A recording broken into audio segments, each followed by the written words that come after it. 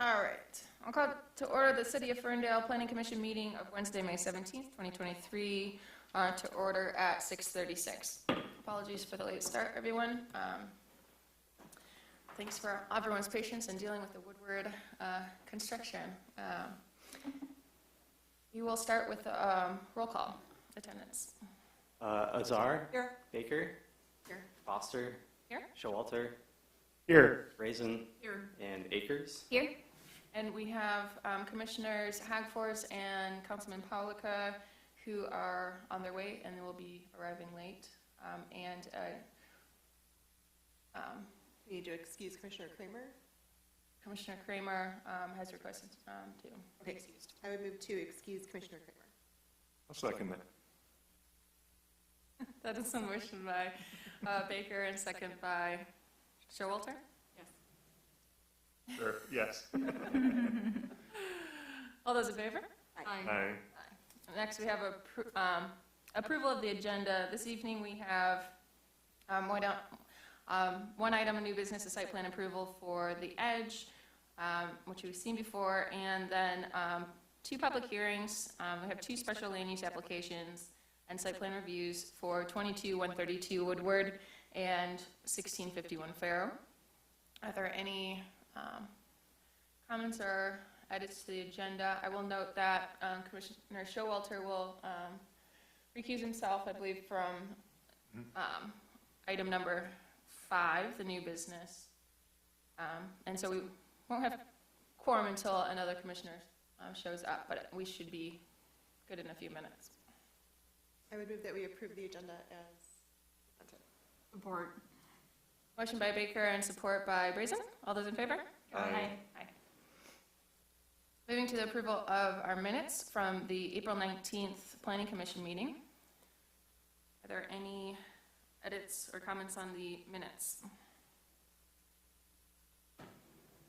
I would move that we adopt the minutes from the April 19th, 2023 Planning Commission meeting as presented. Support. Oh, go ahead. Motion by Baker, support by Brazen.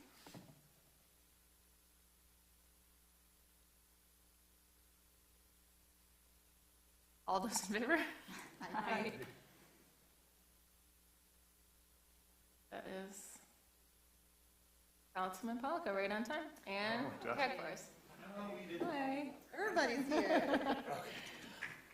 Good evening. Come from different directions. Yes. All right, we are, Paulica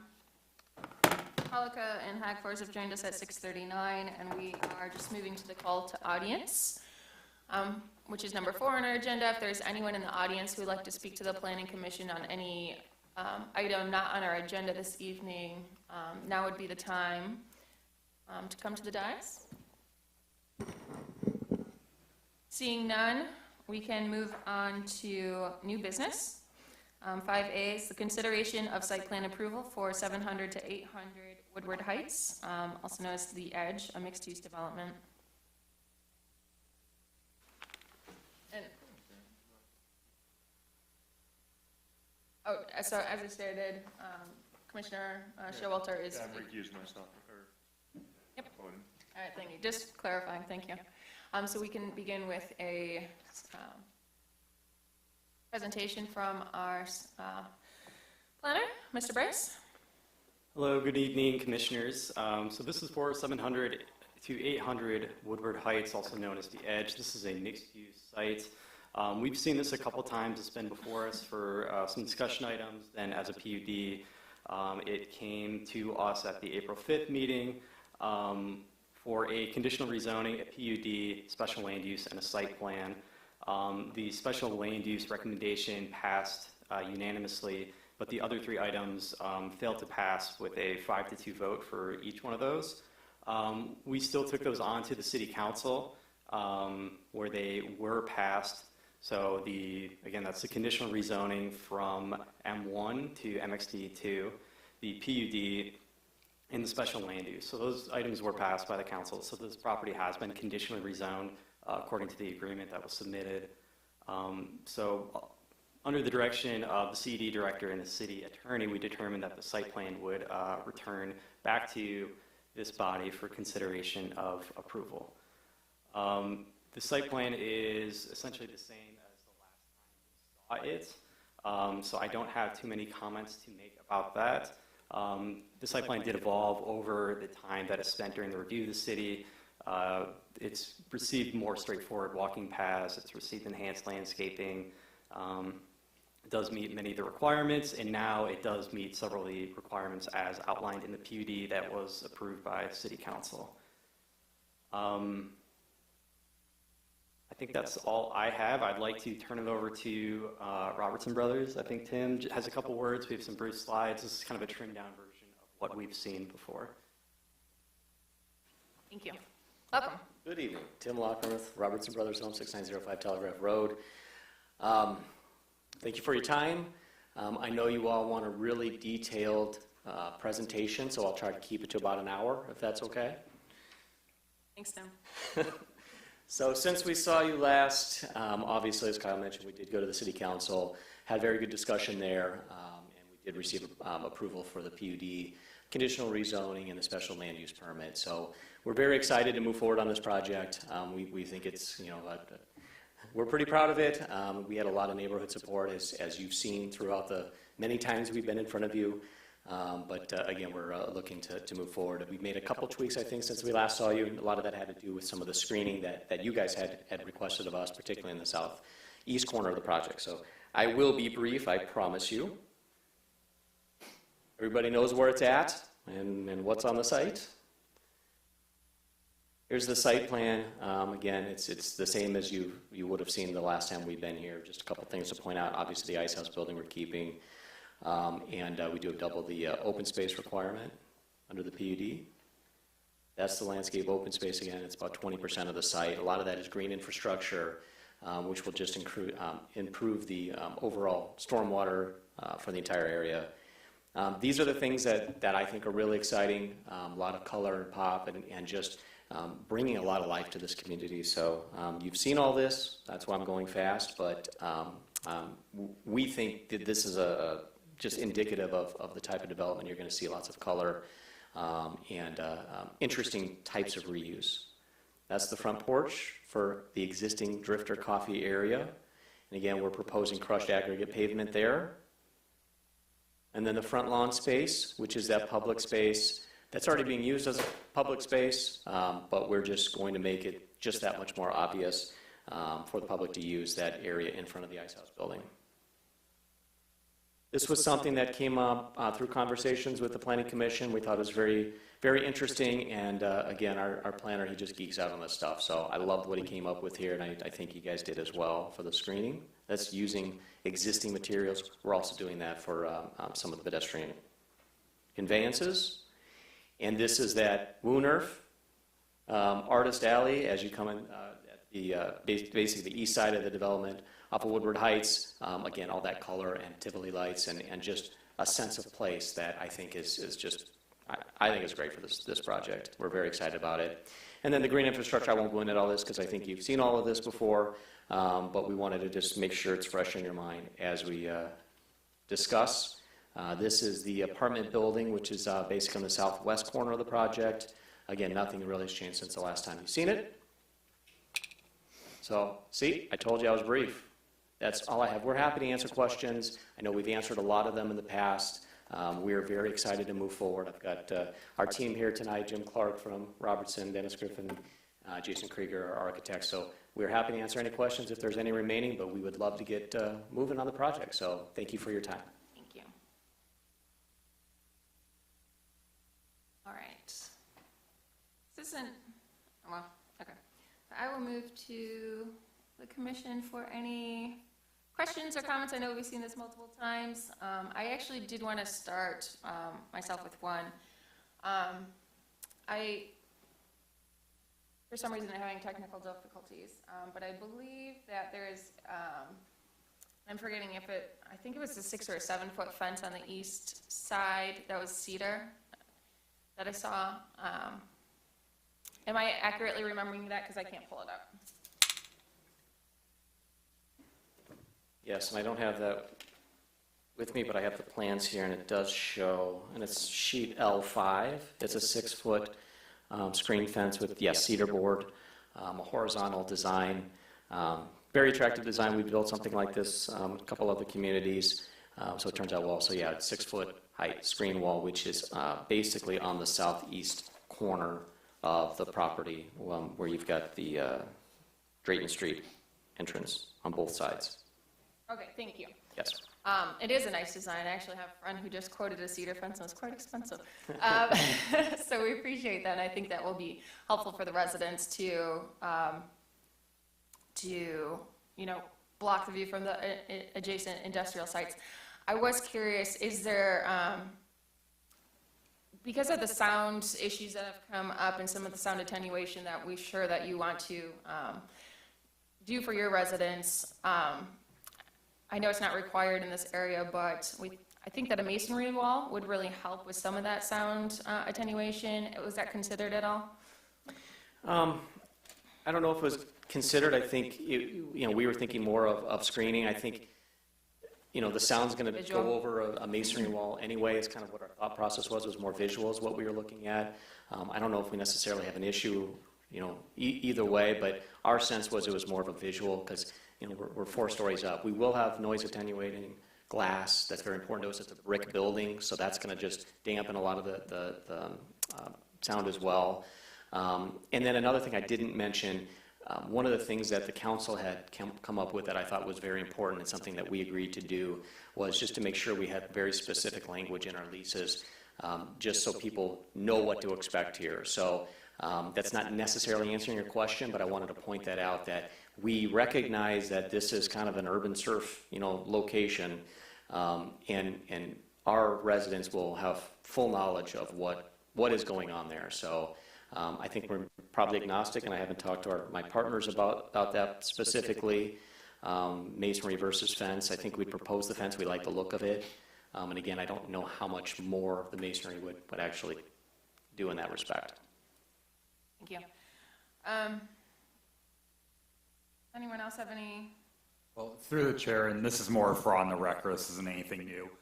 Just making sure, I know there's a lot of site plans to look at, making sure that we have the do not enter sign Sorry, for. before we moved on to that, sorry. Was there any There's comments on the, Okay, apologize. the screening or the fencing Oh, or, yeah, sorry.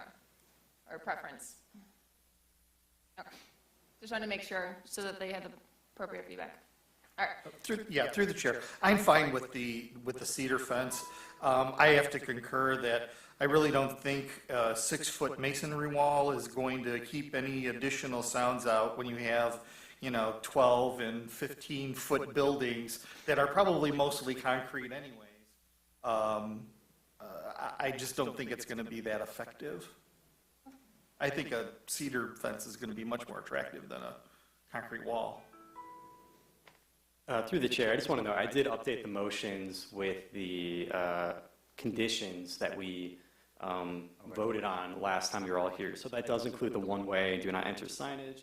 It also includes that the dumpster closest to the existing Drifter Coffee will be large enough to support composting needs, which is something that was actually completely coincidentally brought up at council as well. Thanks, Kyle. Any other circulation questions or comments? Circulation like vehicle? Yeah, since we're still. You were gonna raise that? No, that was the signage that he addressed, so thank you. Through the chair, I have a question about East Drayton, and I know the property line jogs around, and that, the street kind of extends into, like, kind of what we're seeing as the west end of the property. And trying to be observant, I've seen trucks trying to get into a loading dock there, so they may need to use some of that drive to do that. So it looks like that drive is narrowed to probably what's required, like the 24-foot, I don't know, 24-foot wide drive, and then it curbs, so, and it has trees there. So I'm wondering if it would impact the current on-street traffic, that make the industry work better. to have those as rolled curbs and maybe not have trees there so that they still can maneuver, not run over landscaping, but not be restricted to be able to use their property. So I'd like to put that out there as an idea. Looking right up against it, too. Confused. I don't know, could you go to, L1 is landscape. I don't know, L1 shows the L1? trees. Yeah, L1.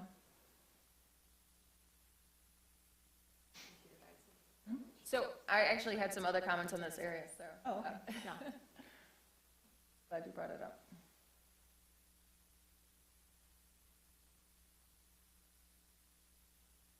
Right, so just looking at what's used on the north side of Drayton, it is like a shipping dock, and they observed like, I don't know, 53 foot, whatever those big trucks are, needed most of the street to maneuver, and I just want to make sure that, by narrowing it or planting there doesn't cause ways for them not to be able to maneuver into their space, since it is like technically the right-of-way, right? Yeah, and so actually on that point, I don't think we've addressed this before, that this section is public right-of-way. And I don't believe that in the PUD, we had any indication that, yeah, there was no vacation tied to the PUD or service agreement that the applicant would be improving the right-of-way here. And I also then have questions about whether we meet the access management plan with this, which I believe that we can waive those access management requirements per our ordinance. But I just want to make sure that we're addressing that appropriately so that the city can deal with this in the correct way with the site plan approval. And so, Kyle, do you want to maybe speak to am I correct that that wasn't in the PUD agreement? I don't believe so. So do you know what they're talking about exactly, Tim? This is this square right here that kind of juts out. So, I guess taking it from the top, in terms of, moving a tree, I don't think that's an issue. That's something that can be a condition, and it'll just be planted elsewhere on site. Yeah, and sorry, I was using that to preface that if there were a vacation and this became the property owned by the applicant, then these issues might be a little bit moot, but I want to make sure that Krista's concerns are also addressed. So I just want to make sure that all those were tying together. Okay. I guess I can let Tim do any comments about, a potential alley vacation, and I don't know if we can just issue some kind of right-of-way permit. I know that the PUD may not speak to this in terms of its language, but the site plan is typically an exhibit to the agreement itself. So if this is work that's part of the PUD, I do think they would be expected to complete it, and we could issue a right-of-way permit, and they would be allowed to do it. But in terms of redesigning it, Yeah, I was going to say the same thing. This was an exhibit as part of the PUD, so I think the expectation is that that's what we would be doing now. Obviously, we have many steps still to go. We've got final engineering, and all of the easements and dedications and exhibits and blah, blah, blah. So we'd be more than happy to, commit to a right-of-way vacation in order to build this. In regard to the curb, I get it. I think that makes sense. We have no issues with that, doing a rolled curb. I wouldn't want to lose the trees just from a kind of a visual. We're trying to do that screening, but I wouldn't fight it if that's the pleasure of the planning commission. So I think that those are definitely good comments, specifically with the rolled curb. That makes sense to me for sure. And I think just kind of mentioning this came up early on in our review comments. And that is why we have a connection to Drayton for access. It's not for us. It's so, there is another way to get through, and they are using that. I saw today, driving in and pulling back. So that is why it's designed that way. That's why we got truck templates to work there. So we're fully conscious and willing to have the truck traffic adjacent to us utilize that. Obviously to whatever degree the city wants us to focus the rolled curb or removing those trees, we're amenable to that, but.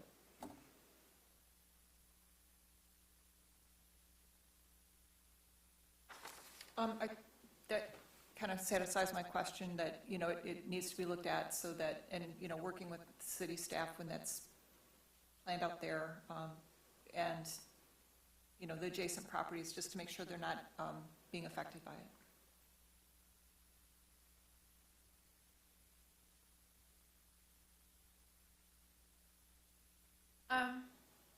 It might be, and I do appreciate that we have the fire truck route, so it does look like the truck can get through the site. But I'm trying to see, so lot 10 is part of the property. And then is that building then right up against the property on the south side of Drayton? Is the building that would be closest to your property, I believe. I'm just trying to, you didn't show the buildings on the adjacent properties on your site plan. Yeah, this is the building. Oh, okay, that's the building. Okay, thank you. That's helpful. Gotcha.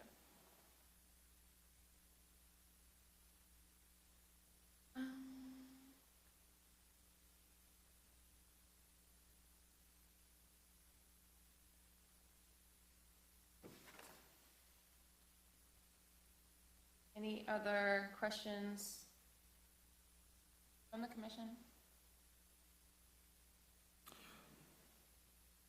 Regarding this or anything? The edge site plan? Yeah, it doesn't have to be on circulation if that's what you're asking. Okay. But maybe rein it in to keep to the edge. Yep. So, I don't have any questions, but if I can, I'd like to share with you some of the items that council brought up that they would like shared with the commission. One of them is the possibility of increased handicap parking spaces to align with the 11% of Americans with disabilities. And that may be something that we really need to look at in the rewrite of the zoning ordinances. They would like to have more butterfly-friendly natural plantings such as milkweed and coneflowers. We did mention the noise and the smell in the lease agreement. And it was encouraged, though there's nothing that the planning commission can really do. But I have a note here that says to set sites on higher accessibility units than just the base level. In terms of affordability? Affordability. Yes, I know that that's important to Well- Councilmember Leaks May, and I think maybe the PUD guidelines as they're updated might help with that. Yeah, well, actually, I think now that I read this again, I believe it actually is in regards to the location of accessible units, rather than just having them on the first floor, to have them on upper floors as well. I see.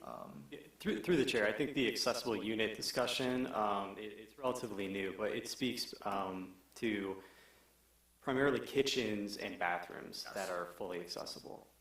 So, you know, I know Roger spoke a lot about this at the city council meeting, but this project will be going through the incentive process. And generally through that process, we can negotiate and get these sort of units. We've had success, frankly, on a recent project doing just that. Thank you, Kyle. That would be great for the ordinance update list, Councilmember. Absolutely, yeah. That's all I had. I just wanted to share that with the commission and share it in public forum. Thank you.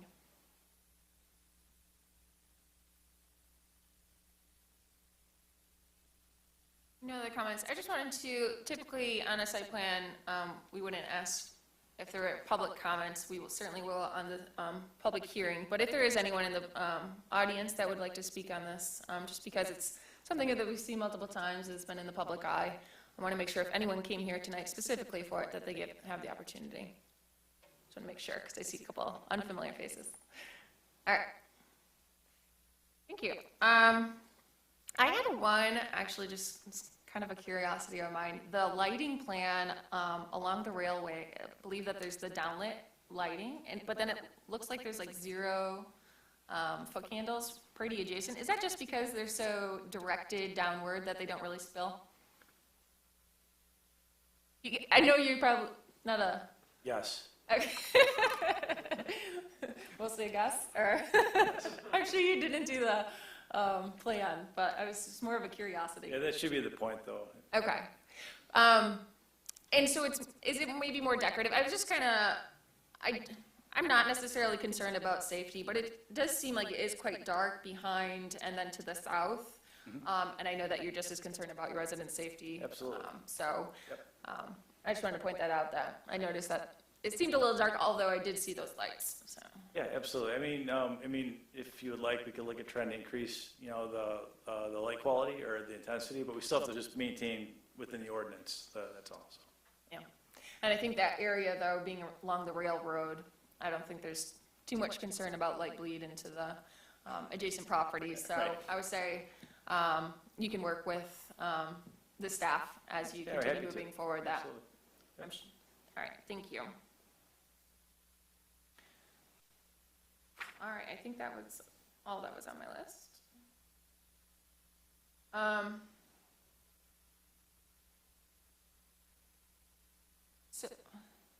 So I'm actually trying to read the access management plan in terms of the East Drayton right away. Just because I know we typically wouldn't, I mean, it's basically just open curb to the street. I don't know, since I'm kind of just looking at it on the spot, exactly how it deviates, but should we throw in a waiver of access standards based on an agreement that they'll work with the city to follow through on what's necessary to design West East Drayton as provided? Yeah, I think that works. And to be fair, I thought I had the exact language, or I could cite the So waiver. the waiver, I've got the You got waiver it. of access standards. So the planning commission may, after considering the criteria below, grant a waiver from the standards of the access management section. 1, the request involves a change in use, expansion, alteration, design, yada yada, which it does. 2, the modification will allow an existing driveway to remain that does not meet the standards of the section, but has or is expected to have very low volume traffic volumes, and is not expected to significantly impact safe traffic operations. 3, that the use is expected to generate a relatively high number of trips and an additional driveway will improve overall traffic operations. 4, that the practical difficulties exist on the site that make compliance unreasonable. Site distance limitations, existing development, topography, unique site configuration or shape, or existing off-site driveways make it impractical to fully comply with the standards. And 5, that because of restricted turning movements or the presence of a median that restricts turning movements, the driveway does not contribute to congestion or an unsafe situation. What section is that, Chair? That is section 24-226. So perhaps a finding number 6, that a waiver of access management standards in accordance with section 24-226 for the East Drayton access? It Seems met general the enough first, that it met the works. first one, and then it sort of meets like the third one. I think it needs to, well, it says after considering the criteria below. Doesn't say if we need to Say all, yeah. consider the existing site. Yes. So, Try a motion if you're ready. Sorry, through the chair, I do have one final question. I apologize. I know that you're putting in a curb and gutter along the railroad track parking lot. Is there anything else that is separating the property from the railroad tracks? or is that gonna be completely open? That is where we're doing the sunflowers. So there's a, how do I do this here? So it's just sunflowers along there? I know that I saw some plantings and such. I just didn't know if there was any kind of fencing. No, we weren't Okay. proposing any fencing there. Okay. Not that I think it's necessary. Anybody can walk along tracks if they want to. So I was just curious more than anything. Thank you. I would move in the matter of 7 to 800 Woodward Heights that the Planning Commission approve the site plan based on plans dated March 28, 2023, with the following findings and subject to the following conditions. Findings 1 through 5 as listed in the packet, with the addition of finding number 6 for a waiver of the access management standards in accordance with section 24-226 for the East Drayton Street access area. And the conditions as listed 1 through 7, with the addition of condition number 8, that the East Drayton access be changed to a rolled curb to allow for semi-turning, and that right-of-way access and/or right-of-way vacation will be resolved with city staff. Support. It's a motion by Baker and support by Brazen. Any discussion? Hearing none, we'll have a roll call vote.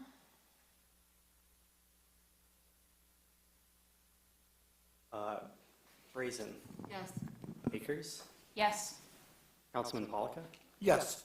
Hagfors. Yes. Azar. Yes. Baker. Yes. And Chair Foster. Yes. Motion passes. Thank you, gentlemen. You did it.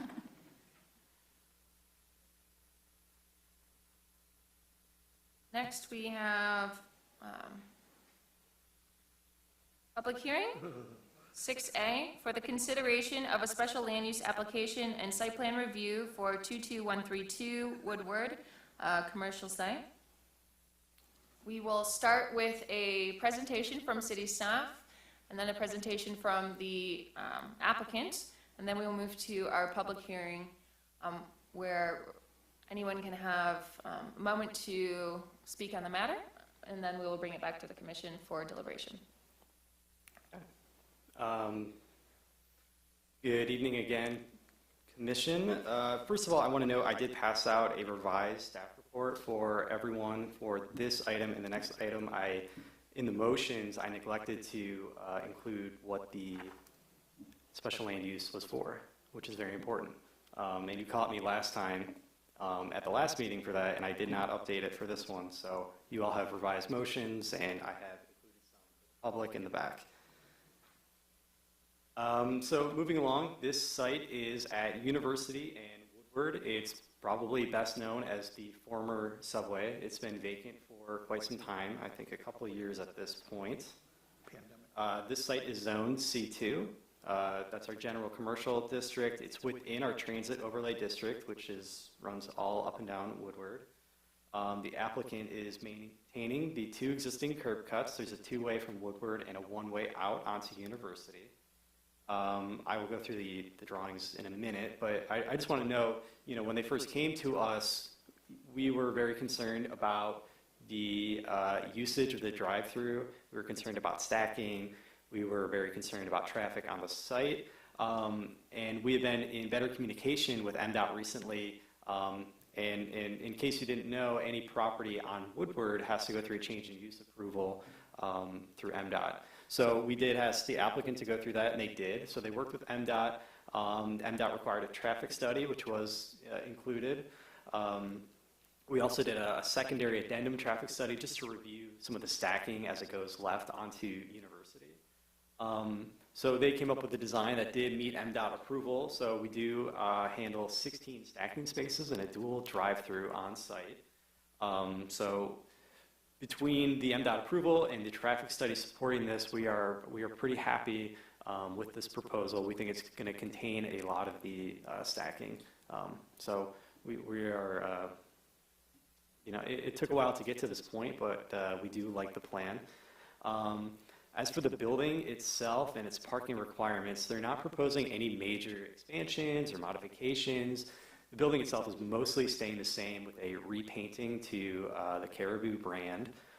Caribou did leave Michigan, but they are coming back. I saw that in a newspaper recently, and this is one of the proposed locations. Restaurants with drive-throughs have very different parking requirements than just a normal restaurant. It's more so based on some of the waiting area. This site is unique in that they're not proposing any interior waiting area. So there will be a walk-up window with some limited outdoor seating on the front. So this leads to them having a parking requirement of 10 spaces, which they do provide on site. They did provide their ADA space, the EV charging. The bike rack needs to be revised. I noted that in the conditions. And then as for the landscaping, they were able to provide 8 new trees on site. Currently, there's really nothing, and if you drive by, I mean, there's a lot of hardscape out there, frankly, and a lot of overgrown landscaping. So not only were they able to provide these trees, but they were also able to remove some areas that were, their existing hardscape right now and replace them with additional landscaping. So I do think there's more greenery on site than more greenery proposed than what's on site. I think that's probably all I have at the moment. In terms of waste management, we did have one question. I should just pull up the drawings at this point, shouldn't I? So here is the layout. So you can see the existing Woodward two-way. So this is designed with the new Woodward configuration in mind. We have the stacking with the double order system, which isn't proposed to be used necessarily all the time. It might be used more heavily in the morning, and maybe it would be left open at night or in the afternoons. We do have the existing parking spaces. We got a couple here up in the corner of the site. We have a few more up along the building here, and we have an outdoor seating area.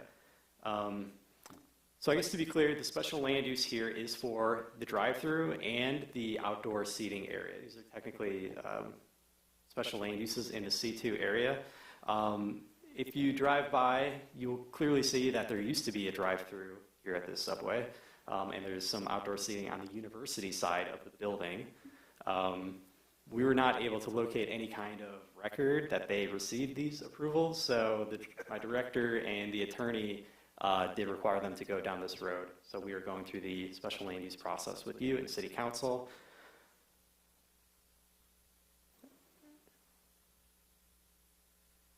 So here's their landscaping plan.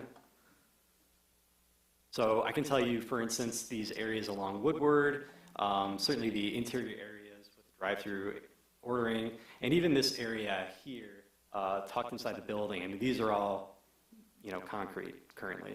So they have added a lot of green space. They've added some trees. It's pretty tight, especially along Woodward, to add this stuff. So I was pretty happy that they sent over this revised drawing with these improvements.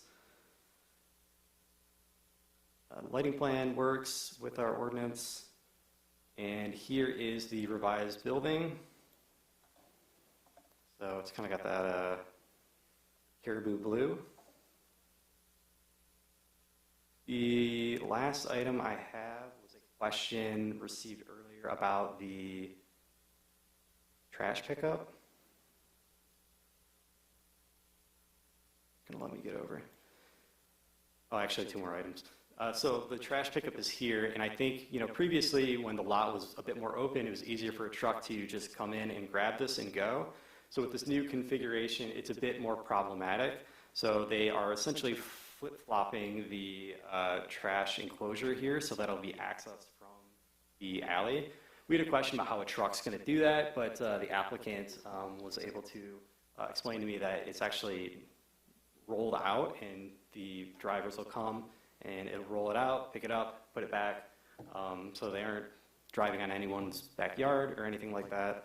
And the garbage company has agreed to this. And then this is my final note, I swear. If you follow the alley here, going south might be, yeah. So if you follow the alley here going south, you'll notice that the property line juts in here and then kind of goes back diagonal down. I mean, this is a kind of a quirk and a surprise to everyone here at the city. I don't know if anyone's ever noticed this in how many decades, but that is the city right of way. So we did include a condition that we're going to work with the applicant. It's going to be either a dedication or it's going to be some kind of licensing agreement. But we'll get that cleaned up because once we know, we can't not know, you know. So we will we'll figure that one out. And that's your condition 5, right? Yes. And so whatever that is, it'll go to city council for final approval. So at this time, I'd like to bring up the applicant. We have Jeff. Came all the way from Grand Rapids, I believe. Hi, my name is Jeff Parker, and we're excited to be here tonight. We're the development manager, in addition to being the architects, for Caribou Coffee in Michigan. And over the next 5 years, we intend to bring about 56 locations across the state. This would be one of the first 4 this year. Caribou Coffee is owned by the same people that have Panera Bread. We also do Panera Bread. And so whatever we do, we try to do it really well to leave the kind of impression that most people have with Panera Bread. Caribou Coffee is a higher end, or we think anyway, higher end type of a coffee. And so we're excited to bring this to Ferndale. So just a couple of things to note. The hours of operation will likely be 6 o'clock in the morning until 8 o'clock at night. And we've done extensive traffic analysis, especially for Ferndale. So, but anyway, the traffic or the drive-through will be most busy between probably 6:30 and 8 or somewhere in that area. And MDOT was really nervous because of some of the other businesses along Woodward that our traffic would back up onto Woodward. And so they had us develop it like this, where we have, I think, 400 feet worth of stacking. We are doubtful that we'll need all that, but hey, it'd be great if we did. But most of the traffic that we have is in that early time, and then it drops off considerably. So the outside lane that you see there is designed where it would, throughout most of the day, just be a throughway.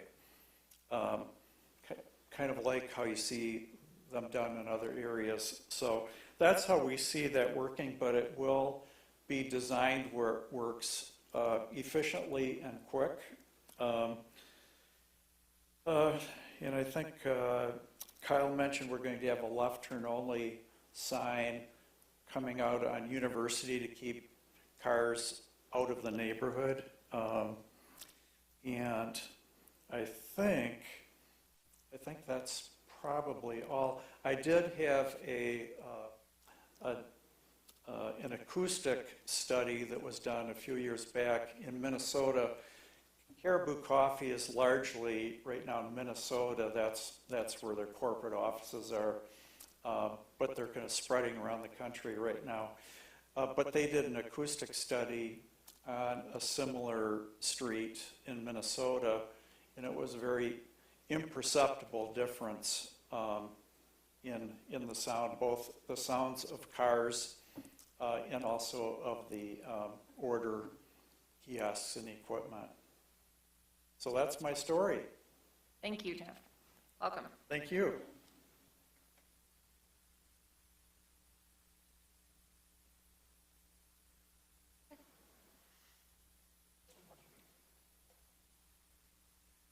All right, with that, I will open up the public hearing at 7:21 for anyone in the audience who wishes to speak on the matter of 222-132 Woodward. Welcome. Hello, my name is Reed Turnbull. I live at 519 East Oak Ridge Commission. It is the first time hearing of the plan, but I would speak in favor of it. I actually grew up mostly in Birmingham, and there used to be a Caribou Coffee at Old Woodward and Maple. Spent a lot of time there as a kid, so I know it's a good company and a good product. I also used to live right around here on University Street, so I know that subway's empty, and I'd love to see something there as well. I think the double stacking should help with traffic flow. I can think of, there's a Starbucks at Woodward and maybe 13 or so that backs out. I don't think that they have double stacking, so that's a good provision from MDOT. I would just mention, I know there's a Tim Hortons, or maybe it used to be a Tim Hortons in the lot adjacent. I used to go there when I lived here, and then I think maybe during 21 with less traffic, it's due to COVID, it slowed down, but seeing a lot more cars on the road now, a lot more foot traffic in that neighborhood, so I think you should have a very successful development. Yeah, to the commission, I would just, again, speak in recommendation. Thank you. Thank you, Reed.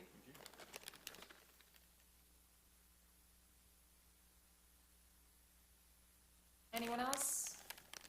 Seeing none, I will close the public. Kyle has an email, I think. Oh, thank you. Yeah, I do have, I've received one email. I did receive some phone calls, so I'm a little surprised there aren't more people here. But here's the email I received. This is from Samuel Magar of SPM Properties.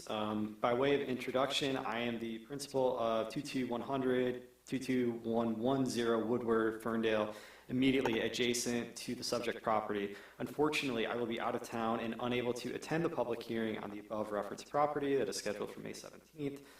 First of all, I am pleased that someone is interested in improving and updating the adjacent property.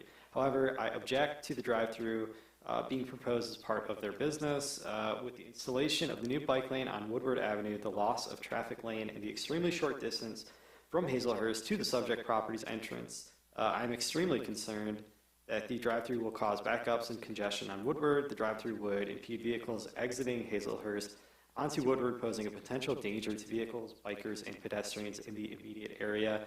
The distance from Hazelhurst to the subject property entrance is too short and will cause danger to anyone exiting Hazelhurst and on Woodward.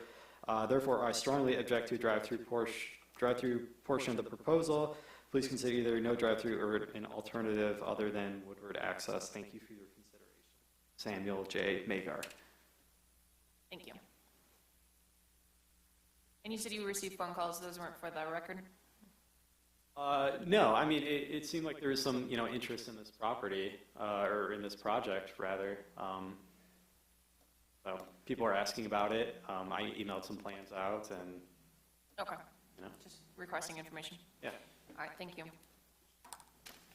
So where was the, which property owner was that last one? Was that the WSI or is that Tim Hortons?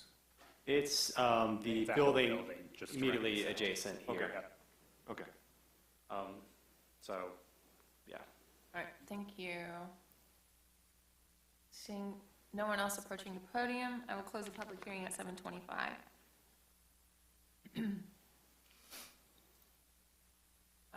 Who would like to start us off with comments for this evening? Questions? Through the chair, if I can start with the trash receptacle primarily.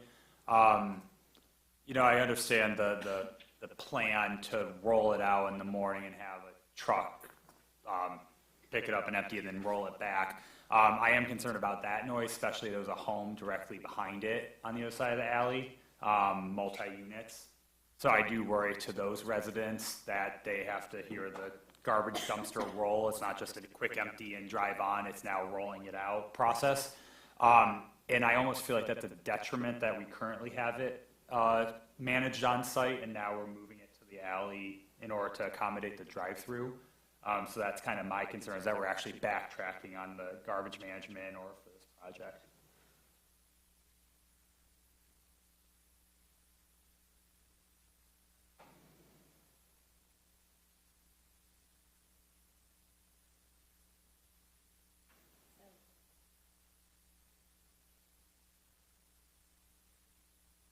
Anyone else on the subject of the trash removal? Or any response from the applicant about the location?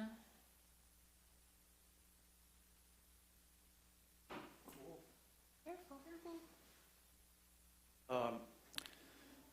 We reviewed what would be the perceived by a trash company as what would be the best way to accommodate the pickups. There's actually at the property right next door. There's like a little indent in their property, and they keep their trash container there. And so we would likely work with the same trash company that's coming through the alley, picking up trash for the neighbors. And so it's kind of down that, it's not really a little alley, but that little indent area that's there. So we're thinking that there's kind of a trash pickup pattern right now.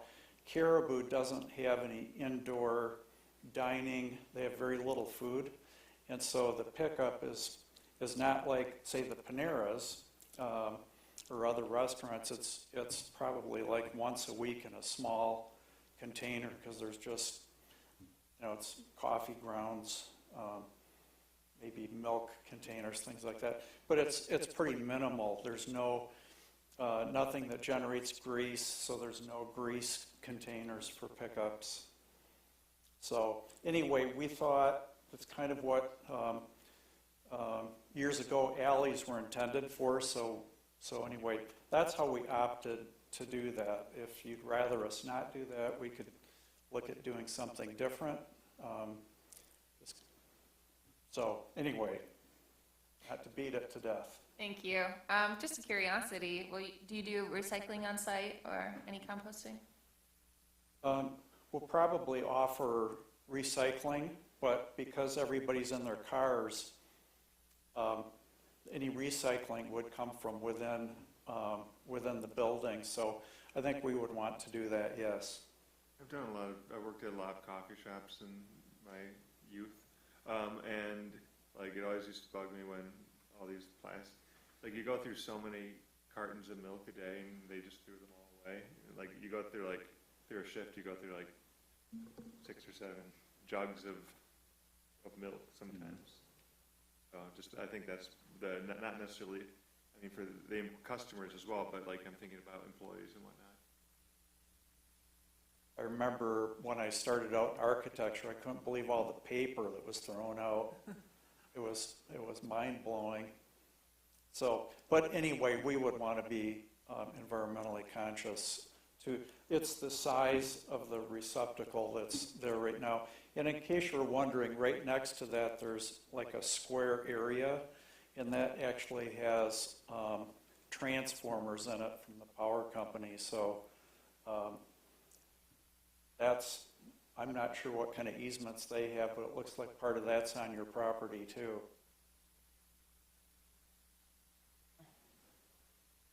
So again, though, if you'd like us to reconsider, we could do that. Thank you. Through the chair.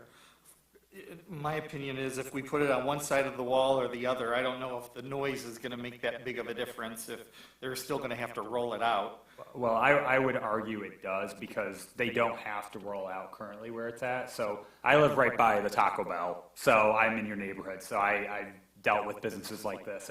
And I hear the Taco Bell get emptied, but the way it's set up on the site, the truck pulls in, does the dump, puts it back down, and moves out. It's the rolling process I have the concerns with, and I do understand, I know the adjoining building, because I sometimes walk my dog down the alley, and the adjoining building does have the dumpster in the back, but it is more of a straight shot where, again, the truck can lift it up. There's no rolling that's involved with it. And I think the dumpster's there because there's not a better alternative. Where I'm mainly concerned on is we have the better alternative on that site right now, and this is almost backtracking is where I'm concerned about. Is we've already solved the issue. It's on the site. It's being accessed from the site, and it's less of a nuisance to the neighbors. But then in order to add this in at the moment, it's putting the nuisance back on the neighbors is where my main concern is. I appreciate, though, the feedback. Well, if I may through the chair, could we go to page 4? Because I think it's easier for me to see it. Is it possible then to actually put it on an angle so that the doors, so someone could come in and on an angle be able to just grab it and dump it? Yeah, through the chair, that was one of the options I was looking at. I think I know what you mean. So a truck would be driving south through the alley, and it's at an angle, so they don't have to roll it out, but they can just kind of pull in, grab it, and then back up a little bit, and then keep going.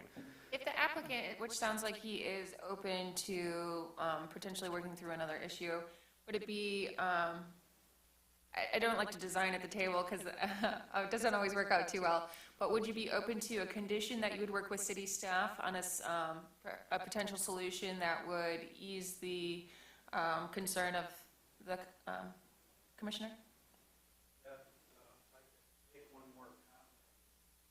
You might want to just sit in that chair over there. Yeah. Getting your steps in, it's okay. I don't know if you can, no. So I'll use this. What do you point? The red thing. So, see, the curbing ends here and here, and we could talk to the trash company about picking, see, there's room to come straight in, pick it up, back out, and then swing around and exit like this. We just need to make, we like to keep everything really nice, and we don't want our signs banged up and the walls scratched and all that, because, I mean, even where we use black pavement, where we have concrete, because we want it to blend in with the asphalt. We power wash things quite often, so we just don't want a trash truck getting this area all banged up, because that's how they do things. So if we can work things out where they can come through here, we think we'll likely only need this between, like I said, maybe 6:30 and 8. And so if they picked up before that or after that, then we'd probably need to do it before that, because even cars in this area would be problematic. But otherwise, if these cars aren't here, it's a straight shot. So, and that would be just leaving things a lot more the way they are and the way they've been. So we could explore that as a possibility with the trash company. We just have to make sure that whatever we do works for them too, and we don't come up with something that we all think is a great idea and then they won't pick up our trash. All right. Through the chair, I mean, you've indicated that there's not a lot of trash generally for this site, and I know you were proposing to not utilize the entire building. I mean, is there any idea of storing what little trash you have on site and then like in the building? I don't know if that's feasible. Probably not a good idea. Okay. Better to get that stuff out. Okay. Probably want to keep it out. Okay. Old milk really, really smells. And so, like, when you leave a shift, sometimes you smell like old milk, and you don't want that inside your restaurant. You and Rachel have the best stories about food service.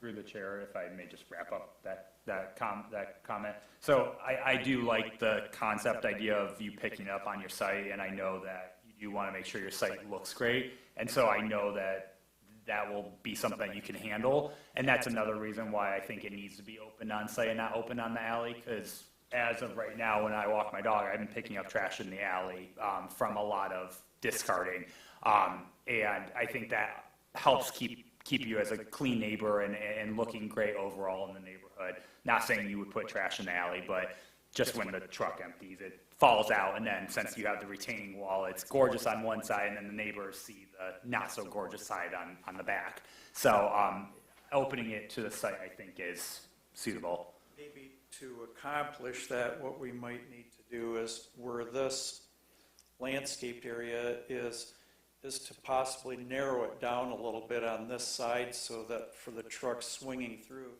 Right now, they're having to squeeze through that corner in the curb.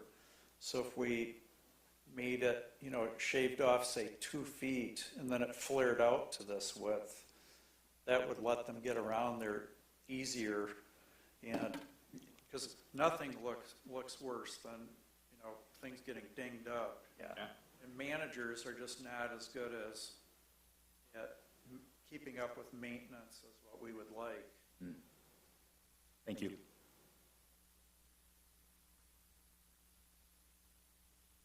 Thank you. Kate, did you have, sorry, Commissioner Baker? Oh, sure. This is the, I'm excited to see this property redeveloped. It's been sitting empty and sort of peeling and not looking great for a long time. This is the first time that I have wondered to myself,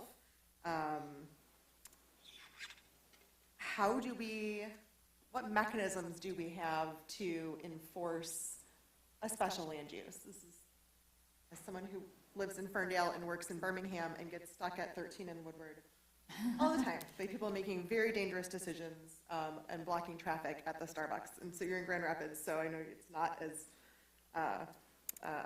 sort of an everyday occurrence to you as it is to me.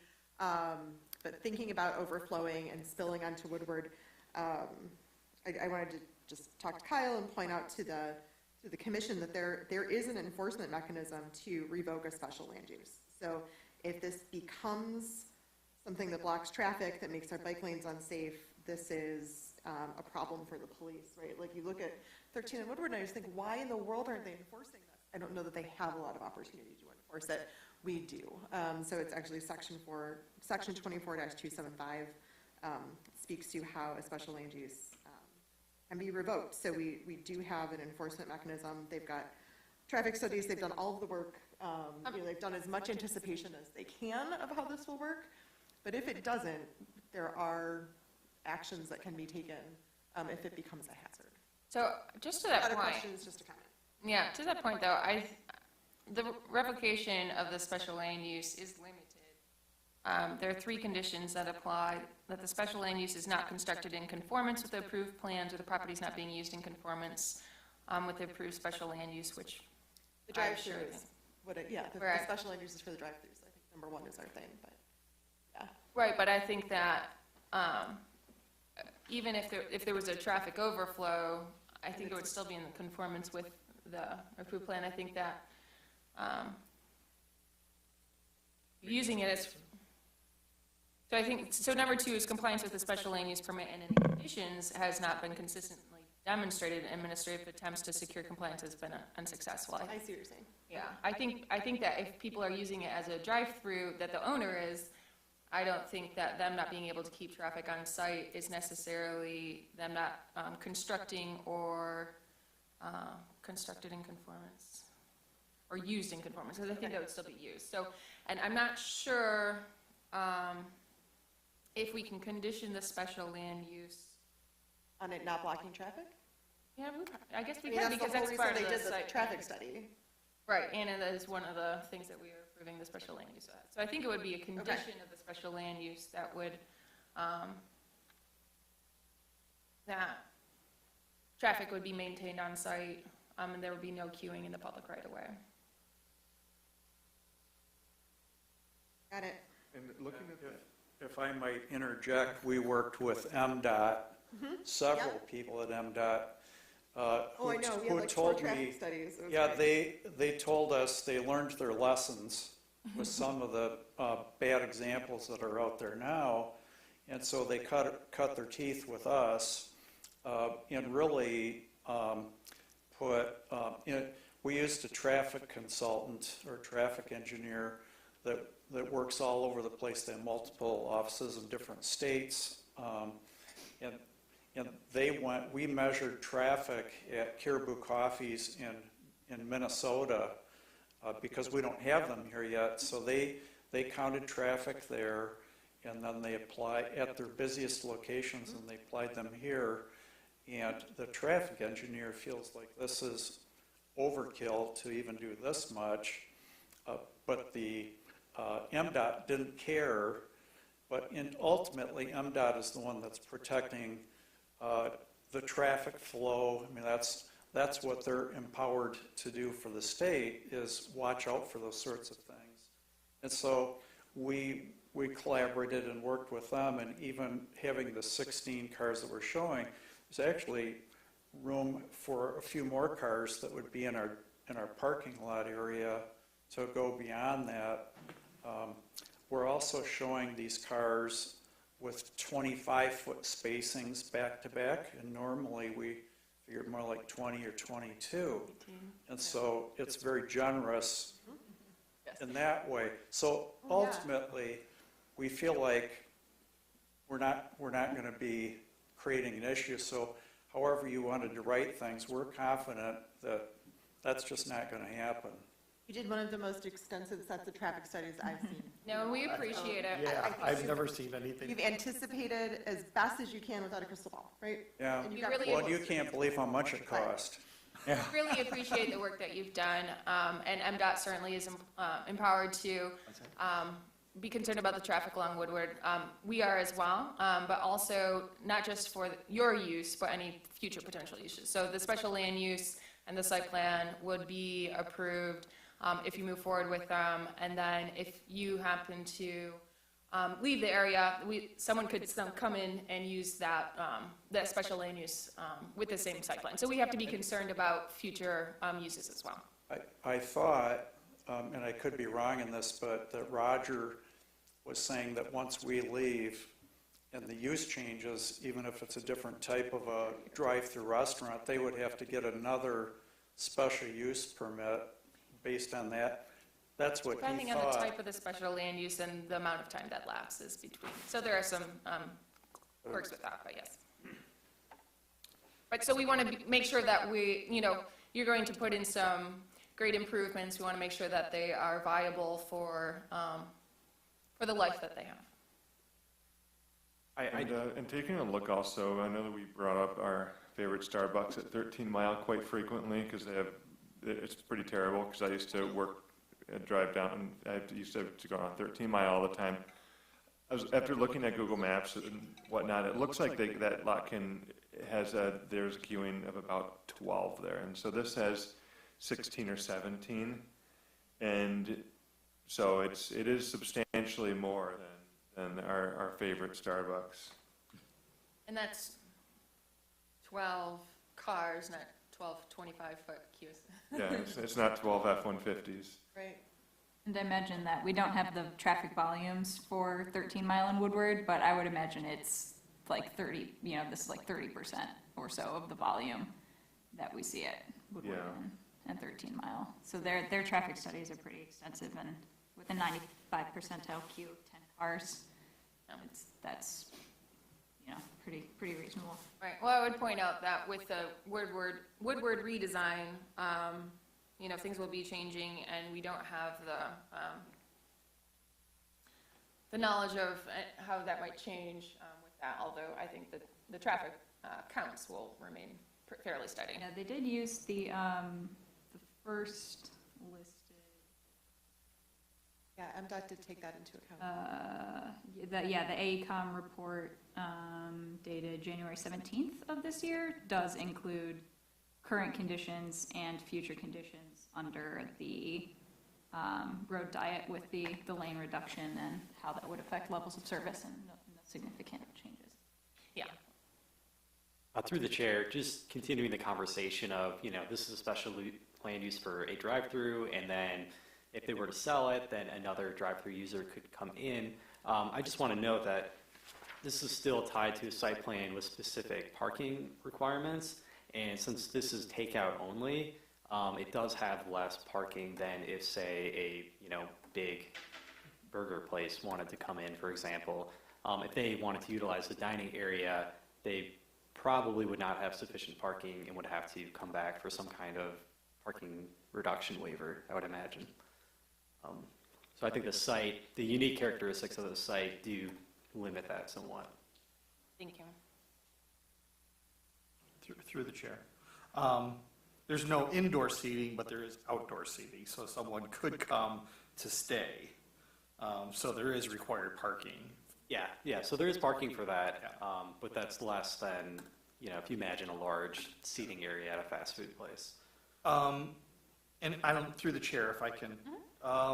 So in speaking to that topic, the handicap parking, I'm assuming the space in the middle is for access ramp to the sidewalk.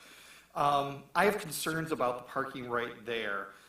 One would always hope that people are going to pull out and turn to the right, but it's possible that they're going to pull out and turn to the left, which means they're going to be pulling into the sidewalk or into the bike lanes to then proceed forward, to go then around the building.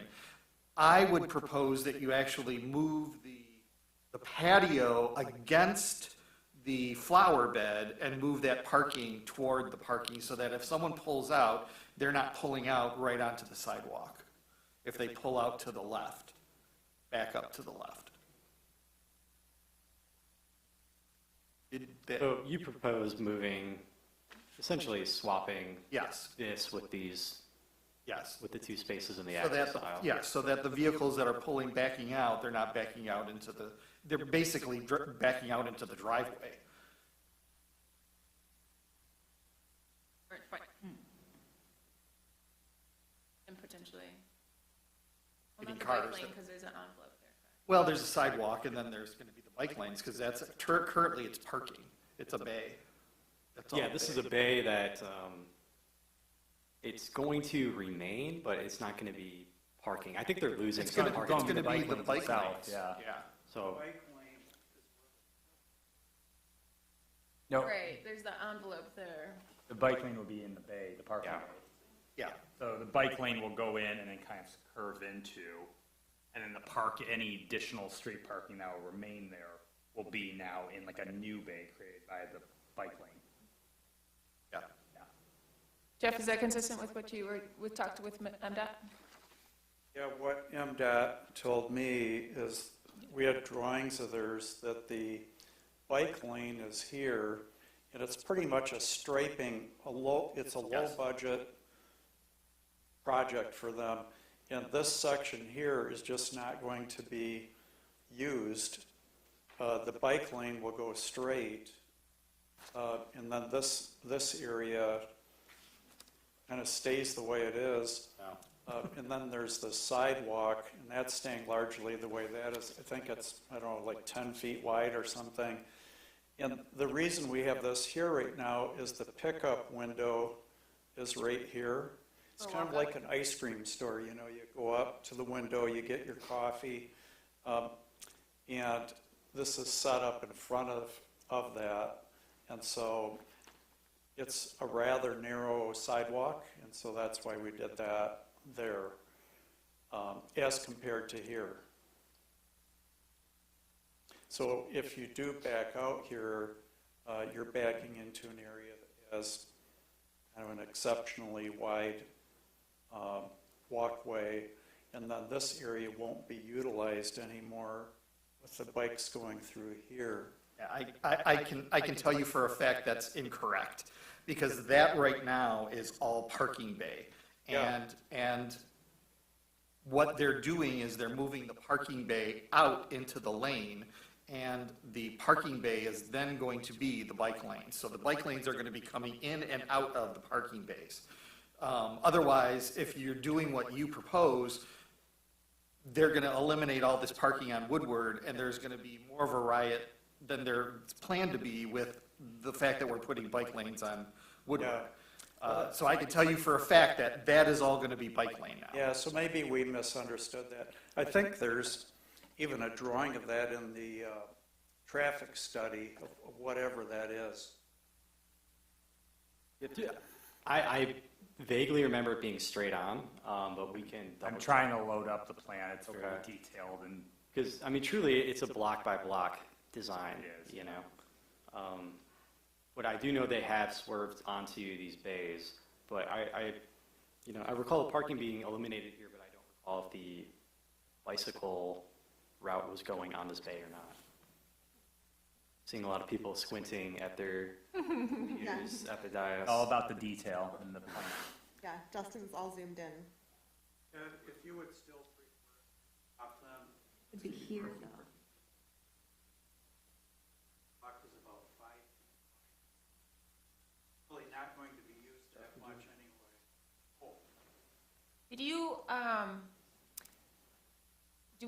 sorry, I'm blanking, and I don't have it pulled up right now. We have just the number of parking spaces that are required. Jeff, did you want that many spaces, or are you just doing what's required? Because I guess there would be an alternative is to remove one of those spaces, to maintain your pedestrian area, your window, and then move the handicap spacing towards to the right or to the east, and then remove that space and maybe make more landscaping. And then I think that we wouldn't really have the same issue of the backing into the street. Do a one-spot parking waiver. And do a one-spot parking waiver, which I would be comfortable with. Yeah, I'd be comfortable I'm with seeing that. shaking heads, so. Well, it's just, and also the off-street parking standard, this parking was figured out by taking the square footage of the inside of the building, which isn't really applicable for a building that doesn't have indoor Well, seating. Today, it doesn't. Yeah, that's true. In the future, it may. Yeah, but this is our TOD area, and I think we give parking waivers in this area. And And if they intensified the use, they'd have to reconfigure their parking. They Yeah, wouldn't be in that's true. compliance any Yes. longer. Yes, very true, very true. Yeah, that's what Kyle just meant about future uses.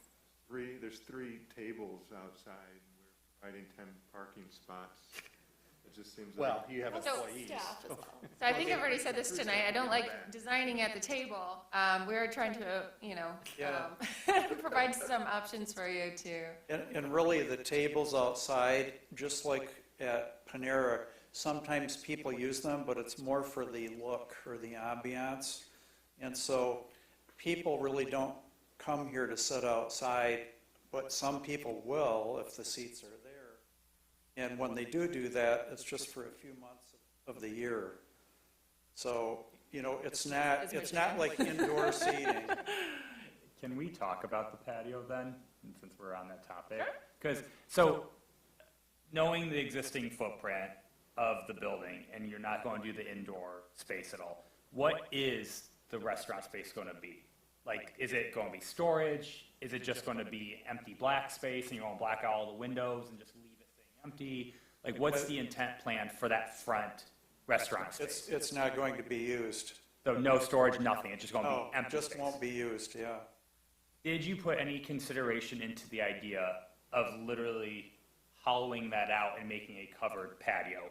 Instead of doing a patio in the parking space, doing a covered patio in the front where you have all this square footage that's not going to be used? And then you possibly do promote the use of the patio, not just in the couple of nice days that we get a year? Because the So, only reason, sorry, but I actually think that wouldn't meet our ordinance. would it not? Yeah, the build to. Okay, because mainly because what you're saying is part of the reason why I'm a little uneasy about this project is you're saying people drive up, they get their coffee, they drive off. And as a community, we've really pushed hard on walkability and more interaction with our businesses. So I'm almost feeling like this is not a conducive use of the space because of that mindset of drive in, drive out, move on with your life. And I'm the kind of person, I would walk in with my dog and grab a coffee and maybe sit around and so having a more dynamic patio is one of the thoughts I had. I'm like, if it was an outdoor patio, but it was larger, especially have all this square footage you're not using. But, apologize for giving an idea that clearly we can't do in the city, but I believe so. yeah. Yeah. It's also like just architecturally, creating an outdoor patio or space becomes very, very difficult, costly. and Costly. stuff like that. It would be more visually appealing than seeing a dead space along Woodward, though, for a pedestrian, too. So that's the only reason why I was thinking that idea, but.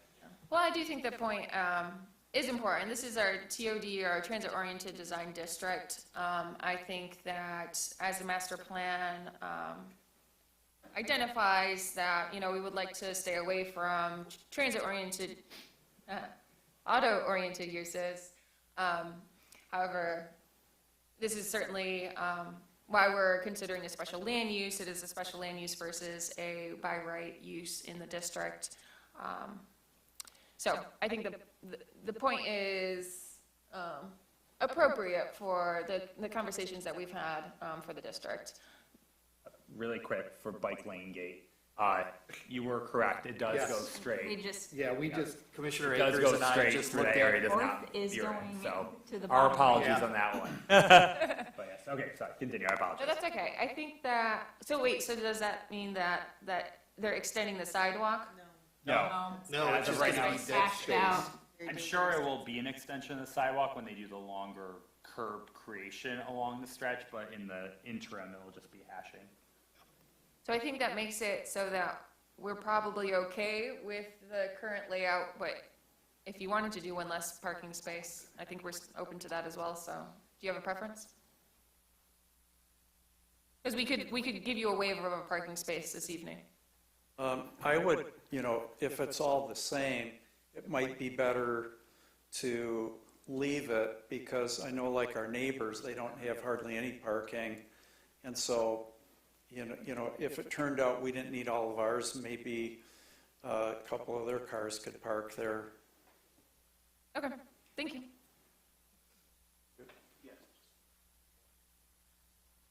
Hi, Dwayne Barbat. I'm actually one of the partners in the property.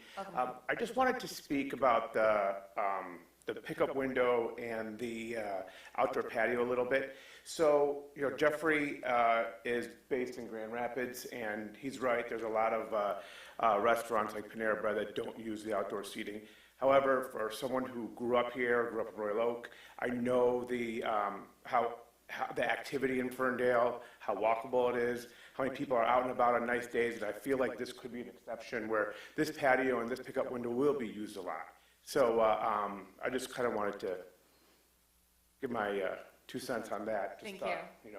Appreciate it. And just through the chair, and I agree, and I also thought it would be really nice if the patio was right next to the flower bed. Instead of concrete on both sides.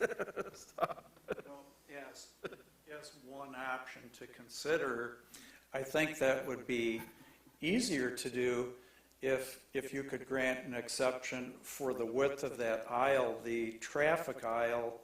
I don't remember, say it's 26 feet or whatever it is, but if it could be 24 feet instead of 26, then it'd give us the option to make that sidewalk a little wider, because it's pretty narrow between the parking space and the building.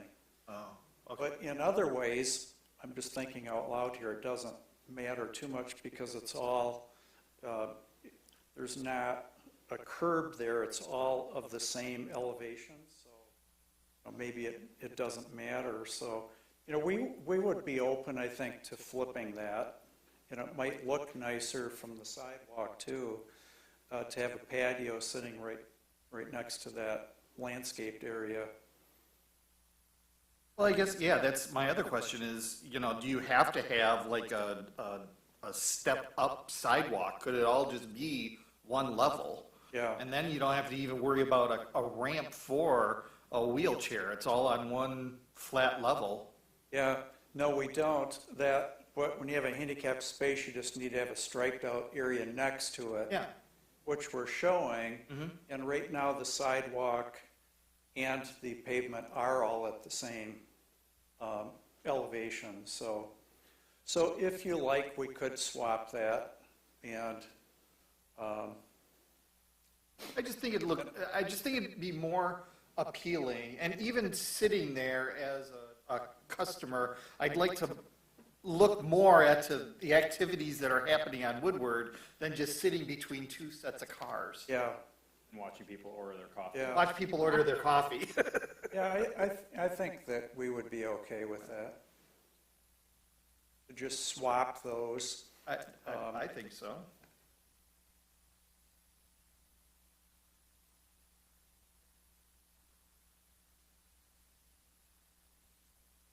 I'm ready to.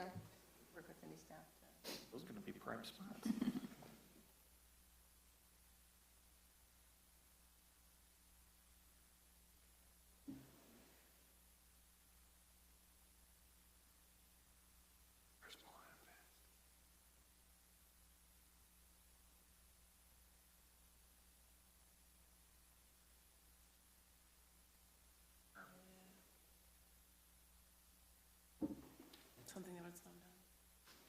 height differentiation.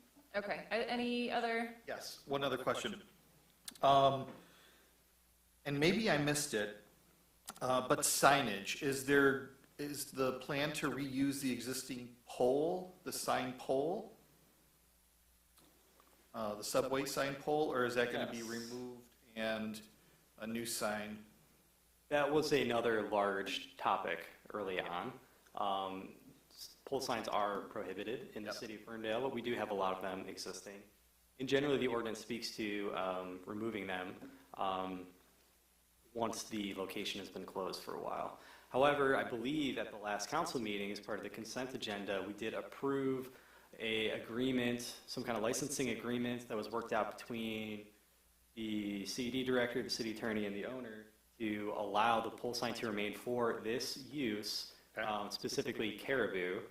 And if and when caribou ceases, that's it for the pole sign. Okay. I do remember that, I just wanted to make sure that it was part of this record. Yes. And sort of to that point of signage, Christine asked a question that I think is actually very important. Thank you. So through the chair, yeah, I just had a question.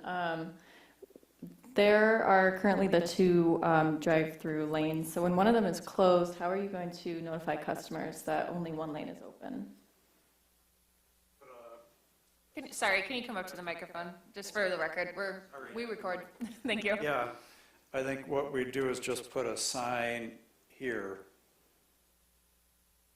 Because we're going to want to keep this open, so we just have a sign letting people know to go this way.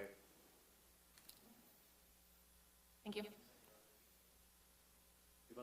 In Minnesota, but not in Michigan. Would it be like a sandwich board that Yeah, employee goes and puts something out pretty saying? similar, Okay. like a you'll notice, like at McDonald's and places like that, they'll do something it's not very high tech. You could just put a sign on a pole that you turn, and one side says this lane only, and the other one says both Yeah. lanes open, and just turn it whenever you need to. Yeah, I know. Yeah, we need I like to, I know you Clean guys this don't up. like to, I like to. well, I don't think it's very productive.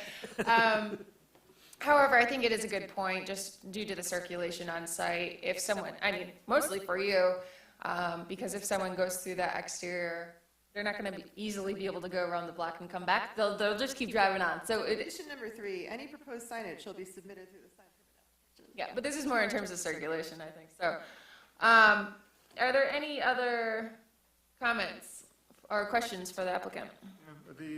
So, that is existing windows to replane, is that clear glazing, or is that, will you be able to walk by and look inside and see an empty restaurant, or is there gonna be like spandrel glazing or something? Yeah, allow that. Forget whether this is in the district. Does existing windows to remain? yeah, the existing windows are going to remain. It'll be dark inside there, so you just won't be able to see in like a house. If there's a light on, you can see in, but if it's dark on the inside, it's reflective. So, and we may put some films on the glass. If you can look in, we'll put some films on the glass where it's kind of like spandrel, but it's tinted, to make them tinted. Just get with the city before you do any films, because I think that we might not allow them everywhere in the downtown. So, wouldn't want you to spend extra money with I that. mean, for tinting?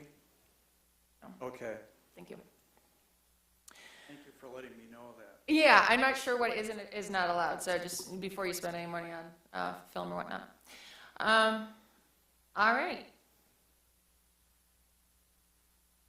Sounds like we have cleared our questions for the applicant.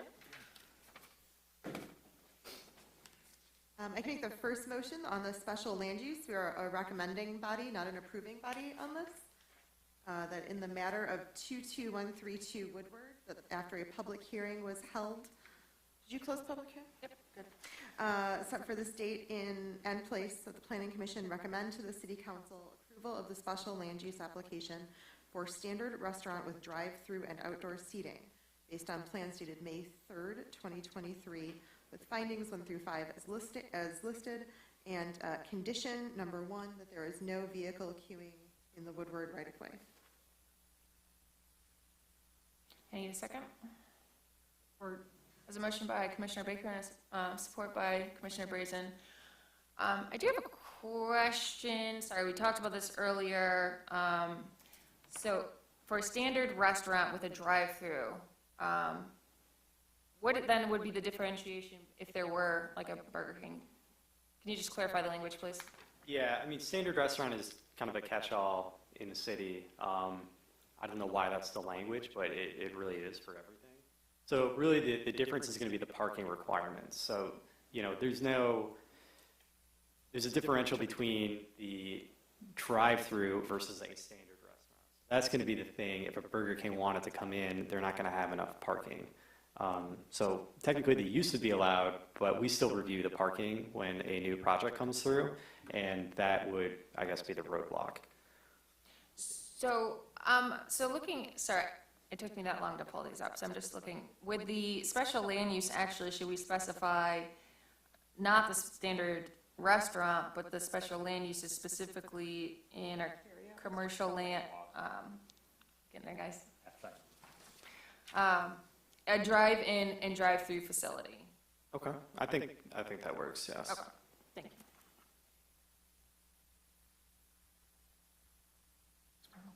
All right, tell me if I got it right, Michelle.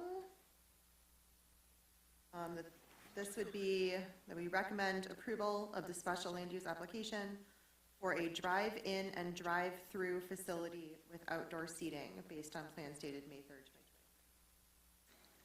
2020. I don't think we need the outdoor seating. I think that's just, is that from the industrial? I'm not seeing that within the commercial district.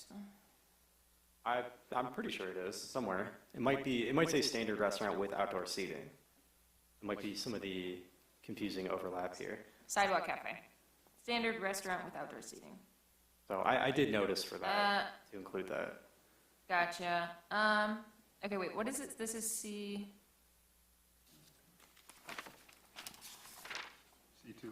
C2. Okay, I see, sorry.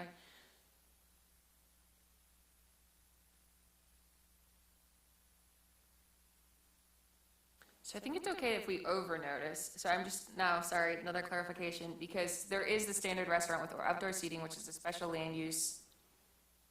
But then there's a sidewalk cafe that is a permitted use. Do you want to we can just go with what you have already reviewed. I'm sure that you did your due diligence in setting this up. Just want to make sure that we're clear, just because we did talk about the different uses, the standard restaurant. And so just for clarification then, if we do the standard restaurant with outdoor seating, the intensity of use, if a standard restaurant with actual food service and indoor seating, that is what would trigger any additional review? Yeah, through the parking requirements, it would trigger additional review. Okay. And to your point about the But if there's sidewalk, not a change in use, would it still? yeah, even if it's not a change in Okay. use, we still review parking requirements for any new Okay. project that comes in, Thank you. even if it is the same use. Okay. And also sidewalk cafes are in the right of way, I believe. Okay. Thank you very much. We will maybe keep it how you had it. I just wanted to make sure we were clear on what would trigger a future review. I think our council member has a question. Welcome. Thank you. Hi, thank you for allowing me to speak. Raylon, Ferndale City Council resident and a member of the Accessibility and Inclusion Commission, Advisory Commission. I just wanted to make a comment that, one, I love Caribou Coffee coming. I think it's great. I love the fact that site will be developed. I just would like for you to, any business is coming to Ferndale. I typically hear a lot about how the business is in motion, serving residents, and then I hear of course, at the Advisory Commission that there was this issue with accessibility or that issue with accessibility. So I think it's important to really take that into consideration before the development is put together, is made and put forth and open to the public. And just to kind of give a shout out, the Accessibility and Advisory Commission, we do acknowledge businesses that go over and beyond for accessibility with an award, so we give you a shout out if you want to take that into consideration. Any business is coming to Ferndale. So I just wanted to share that with you, and I love your project. Thank you. Thank you. Yeah, we have a clarifying question if you want to stay up. Councilmember, can I ask a clarifying question? For a project like this where there's a walk-up window, for example, are you thinking about, when I think about counter height? I am. Done upstairs, that we have different counter heights, is that the type of thing that you're talking about? I am thinking about counter heights. I'm also thinking about accessibility into the door. You know, some places have the push where you can open the door and someone in a wheelchair can go in, as opposed to pulling open a door, or things like that, just to kind of keep into consideration. For employees and for guests? Yes. Thanks, Councilmember. Thank you. Yep. Thank you. And if you want to win any awards, those are changes that can certainly, if they're made, you can continue to work with staff on anything like that. So, Did I get the verbiage right? I think I heard Commissioner Brazen re-second when I said drive-in and drive-through restaurant with outdoor seating. Is that correct, or is there a better way to say it? I think we can stick with your original motion with the clarification that. I didn't quite get it out to second the Okay. amendment, so. I'll withdraw my change. Okay, thank you. Thank you. Okay, well, with that, any further comments or clarifications on the motion? Justin, you look like you kind of want to. Well, no, I mean, this is kind of an internal thought, but I know it's a carry-out restaurant, and there's a walk-up window. I was just curious, like, I know there's a similar coffee shop up by where I work up in Lansing, and they have exterior public restrooms. I was just curious if this was part of the plan to have public restrooms or not, because I know if the intent is to drive through, you obviously don't get out of your car to use the restroom, but if the idea is a walk-up window, that was just something that That's randomly what you were came to me. thinking? Randomly came to me. Oh, interesting. Very good thought. It looks like you're not, so I think we can probably continue on with our motion. But thank you for sharing your comment. So I would request a roll call vote for the motion. Commissioner Azar, Yes. Commissioner Hagfors, Yes. Councilman Polika, Yes. Commissioner Akers, Yes. Commissioner Brazen, Yes. Commissioner Showalter, Yes. and Chair Foster. Yes. Did you ask me? No. Commissioner Sorry, Baker. I wasn't responding for her. Commissioner Baker, I'm so sorry. I would like to miss it. Yes, thank you. And for clarification, that was an answer no to Commissioner Baker's question. I thought I zoned out. I have 8 yeas for the record.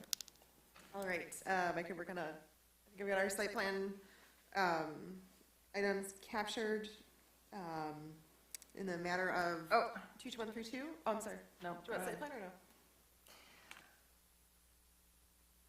You didn't condition the queuing into. I did. Yes, I did. Okay, I gosh, added- it's I added been so condition long number one. since. Yep. Okay, thank you. That's all you. Yes, ma'am. All right, because I'd initially noted it on the site plan. and I moved it to the, Thank you. that in the matter of 22132 Woodward, that the Planning Commission approved the site plan based on plans dated May 3rd, 2023, with findings 1 through 5 as in the packet, and conditions 1 through 5 as stated in the packet, with the addition of condition 6, that the applicant will work with city staff to redesign the trash pickup approach to enable direct truck pickup if possible. Does that capture it, Dustin? Well, direct truck pickup on site. On site, direct truck pickup on site if possible. Thank you. And condition number 7, that the applicant will work with city staff to place the patio next to the Woodward planting area and shift 2 parking spaces to the east of the patio, essentially swapping the 2 parking spaces with the patio if possible. Or, it's a motion by Baker and support by Brazen? Through the chair, can we get rid of the words "if possible" for the trash dumpster? Because that, to me, if if it doesn't happen and it stays on the alley, that to me is a no for site plan approval. But if it stays on site, that changes my vote. I guess I heard from the applicant that they wanted to be able to check with their trash contractor before committing to a change. So that was why I included the if possible. So it's not, I guess I wouldn't be willing to make it hard and fast in my condition, although I understand. Any other comments on the motion? And I understand if you vote against it. I understand your understanding. With that, roll call vote, please. Commissioner Brazen, Yes. Commissioner Akers, Yes. Councilman Polika, Yes. Commissioner Hackfors, With the wording, no. Commissioner Azar, Yes. Commissioner Baker, Yes. Commissioner Showalter, Yes. and Chair Foster. Yes. Site plan is approved, and your special land use was recommended approval for the city council, which is where they will deliberate and make a final motion. Thank you so much. Appreciate your patience with us. To clarify, did you approve or recommend the special use permit for both the patio and, okay. Yes, all in one. Yeah, it was Okay, one I just wanted motion. to make sure, Yes. so I don't get in trouble with Roger. Yeah. I'm trying to picture someone in trouble with Roger. Thank you very much. Thank you. Thank you. No, No. It stayed, and that's why I voted no. Correct. Yep. And the wording of the standard restaurant with drive-through and outdoor seating As written by was Kyle as State. written, was stayed. All right, moving on to 6B, consideration of a special land use application and site plan review for 1651 Faro, an industrial use. We will start with, similar to the last item, a presentation from our city staff, and move to a presentation from our applicant, and then open up a public hearing for anyone wishing to speak on the matter.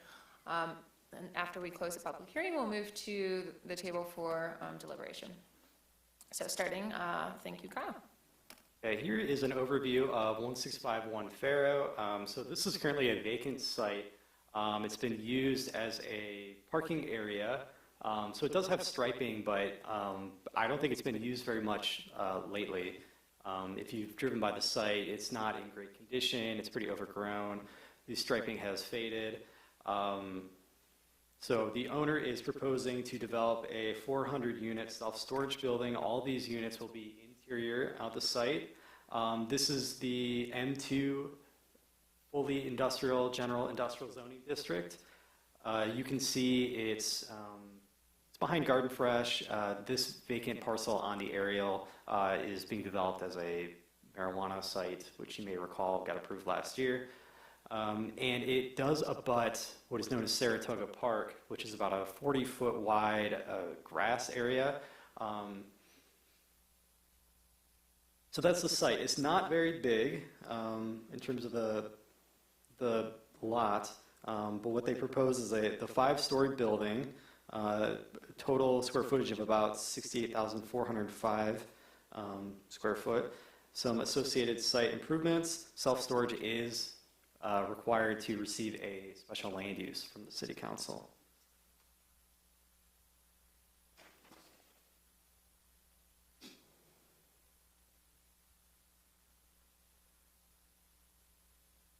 Here's the main level plan. So they are proposing to really maximize the site that they have. I noted that the site is a little bit small, so they are really going forward with our build-to requirements and some of our lack of setbacks in the industrial zoning district. Normally, it's a challenge to get people to comply with some of these requirements, but this being a big vacant site, they were able to design with our requirements in mind pretty easily. So this is looking, I believe north is to the west here. So you can see Faro and Saratoga. This is the vacant grass area of Saratoga Park. So the building takes up a large majority of the site. On the first floor, we do have a drive aisle on the north side. So this is running east-west, and it has a dumpster here at the rear. We also have a bike enclosure area here and some parking along the side. Self-storage, surprisingly, does not require very much in way of parking. It's only 4 adjacent to the business office, plus 1 per each 200 storage cubicles. So I think the idea is, a lot of people rent these spaces, and then they maybe aren't there for years, potentially. So, so I was a little surprised when I was going through this review to learn that the amount was so low. So we do have a sales office here on the first floor. The building's set back about 10 feet, so it is up close to it. We do have some storage on the first floor. The upper floors are all the same, just more storage. Everything is interior. So we do have some freight elevators and some stairs. For a landscape plan, we do have some green space up front with some trees and more trees in the rear. So they are proposing to plant 8 trees on site. There's currently, nothing at all there right now. They are proposing to handle all of the trees that are required. They are proposing an 8-foot masonry wall in the rear. It's technically not required because both parcels are zoned M2 and general industrial.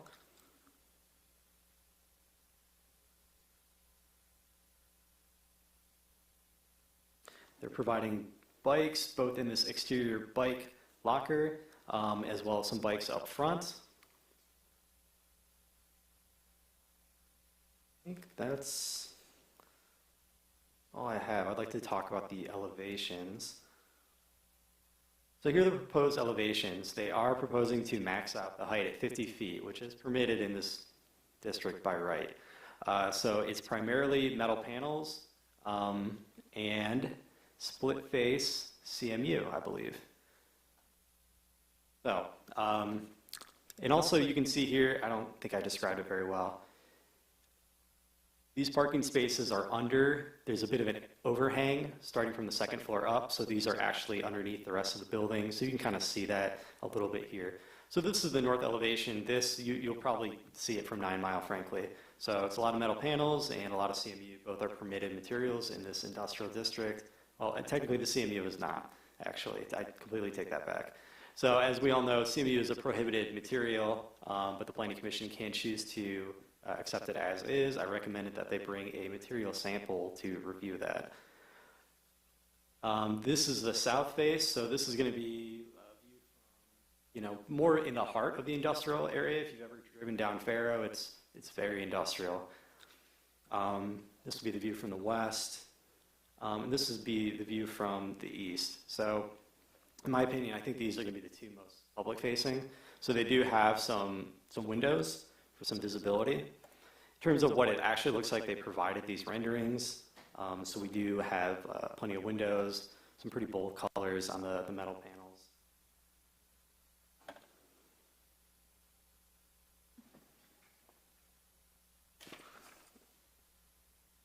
In terms of the conditions, the driveway is slightly too close to the next driveway north. I think they're supposed to be 90 feet away, but this one is 70. But I didn't see that as a major issue. CMU, there's a lot of CMU here, so that's obviously something to consider.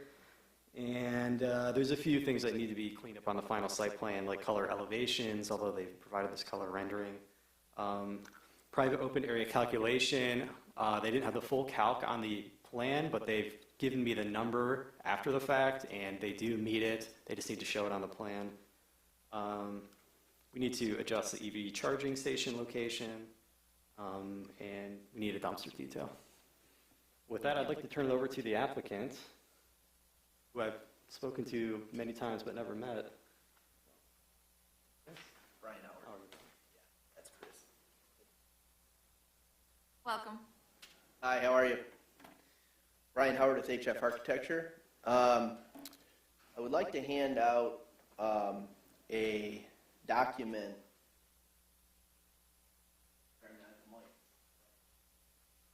This is a document that shows the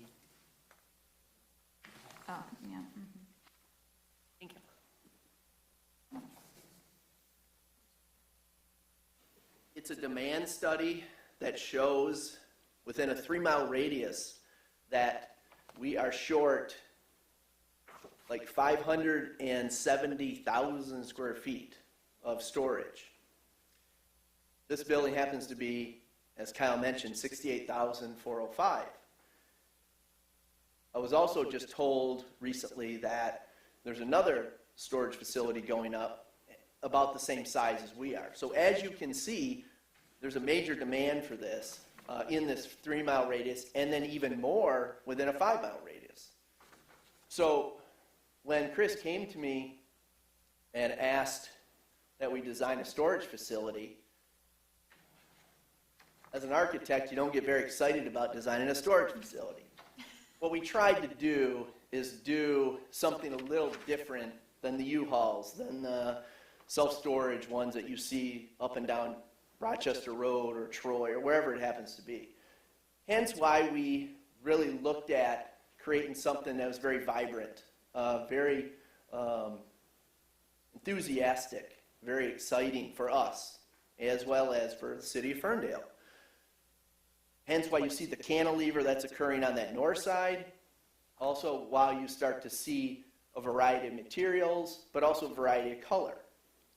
And I did bring some samples here.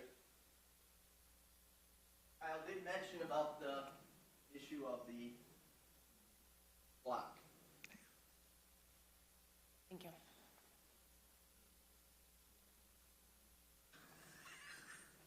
So we really do feel that the split face look of the block is certainly much more attractive than a concrete block. As well as, again, I'm not going to reference other storage facilities, but it seems to be a very common material that's used in these storage facilities. We chose not to do tan. We chose to do something a little bit different than tan. But also, as you can see, all of our windows that we've created both on the north facade and the east facade actually have corridors in front of them. Most of them you see, units are built right to the windows. And they're just fake and all that. We chose to look at it differently and chose to create and bring in natural light into these different levels. We thought it was important, not only from a facade standpoint, but from a usability standpoint. So that was one thing that became very apparent early in this design process. The things that Kyle had mentioned with regards to, you know, we have our enclosed bike spaces that we're required to have, our outdoor bike that we're required to have, the parking spaces. We actually reduced a parking space based on what we heard from staff. And that actually helped us because then we could increase our enclosed bike storage, which we're a little light on that, which now we meet the requirement. And the other small little items that he mentioned certainly will be taken care of, you know, as we move forward through the city commission as well as getting building permits and things like that. So I guess I'll leave it at that and answer any questions. Thank you so much. Yep. With that, I will open discussion to the public. Open the public hearing for the consideration of a special land use application for 1651 Faro at 8:30. And seeing no one, I will close it at 8:30. So, who would like to start us? Councilman Polakos. Yeah, I have lots of questions. So, this may be a combination of Kyle and the developer. So I'm going back into my early days of being a council member, and at one point, 2014, may have been 2015, we sold Saratoga Park. We decommissioned it as a park, and we sold it, and it's an adjacent property. And I thought at the time that Garden Fresh owned all of that property and they purchased Saratoga Park. Has this property that we're talking about been separated from Garden Fresh? Or was this never acquired by Garden Fresh? Chris George, hi. Saratoga Park, the one directly south to it? Yeah, it's just a strip of grassland. Per Justin Lyons, more than a year ago, maybe 18 months ago, Saratoga Park was owned by the city. I discussed it with him at length to try to acquire part of it for this project or another project. And I also talked to Dan Christ, I believe. Yeah. And it's fully owned by the city. I don't think Garden Fresh has any interest in it at all. We stopped treating it as a park. Yeah, we did. I believe you. You're looking at me like, no, I don't know. Oh, I thought you were saying, no, we didn't. I wouldn't want to disagree with you, but I specifically asked about acquiring it as part of this project, and then they said no, or it would have to go to like a full vote of the city. It was a very difficult process. And then I asked about an easement over it for access for a different project that we had considered. And they were like, also, no, you can't do that. And at that time, there was no discussion of Garden Fresh or any interest they had in that park. Yeah, because the second part of this is that I am pretty sure if it's not East Saratoga, it's got to be East Saratoga. One of these streets was vacated because Suburban Ford wanted to take ownership of it. So in order for it to be vacated, we also had to, I don't know what the right word is, decommission the park, that it's no longer a park in our park system. So, It I'm not sure we're may going to be. still be owned by the city, that's true. I'm not sure we're going to be able to answer your question this evening. I think the city staff can look into it, but does it affect, like? Well, I think so, because I think there's greater opportunity. I mean, if he's just gonna do this project on this one lot, then the strip of land, whichever the city has to do with it, really becomes useless. Trees. Pardon? Plant trees. Anytime we get tree fund, trees. We Throw 'em could, down. but I mean, no one could develop it for anything. Yeah. I would say this You know, is. and if the street has been vacated, which I believe it has, then, I mean, yeah, I just think there's a lot of unanswered questions. I don't feel comfortable going forward until some of this has been resolved, at least from my perspective. Well, I can say a couple things. I don't know that those questions could be resolved on a timeline that is functional for any development in the next several years. My understanding of parks particularly is that it has to go to a citywide ballot to do anything with them, to acquire them, to lease them, to do anything. And that's, I think, part of a state statute. So you'd be talking about a really long process that would be out of my control as an owner and as a developer. And I also don't know that it would change my plan at all, even if I was able to acquire the property or lease the property or get an easement on the property. We design these things based a lot on the demand and the configuration of the actual property. So we're really happy with the way it lays out and the amount of space that we have, both in the building and the egress and ingress in and out of the property. So even if I was able to acquire it, I don't know that it would change anything at all. So, and the other thing I wanted to mention. Well, you just mentioned that you were hoping that you could have access, to that property for egress. So obviously you were interested in changing the layout in some manner, but. different project, I think you said. That was for a different project, and that's when I owned the property to the east where the marijuana facility was. And that was something that we considered hand in hand with that development. So it was a little bit different. And then I don't think the street Saratoga has been vacated. not to my knowledge, and certainly not according to my title work. So that confuses me a little bit. Yeah, well, that's why I say I'm confused too, because I know that we did vacate a street in this area. I thought it was East Saratoga because I thought it was, How long ago are you thinking? this is back in 14, 15. I mean, this was several years ago. I kind of remember that as well. So, but I think the application for this evening, I think we'll have to go through with how it's proposed and request that city staff review for questions. Through the chair, I think what you might be speaking to, Councilman, is East Troy. Was that vacated? I mean, clearly East Troy was, but I don't know at what time. I think that was, actually that might have been it. Was that Or East article I'm reading Saratoga that quote? connecting to Hilton was probably vacated because of the Yeah, power substation there. yeah. Troy was vacated.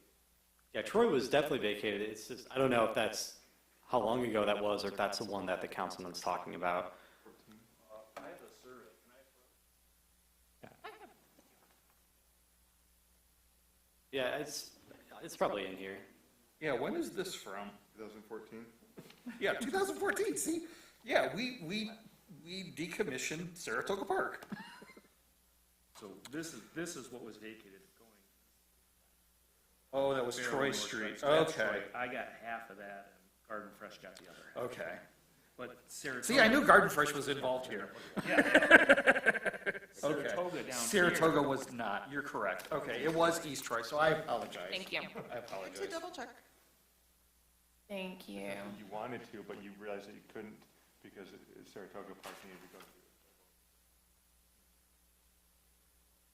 But you only read it. It's always good when All the right. city attorney. Any further questions, Mr. Councilman Polika? You said you had a few.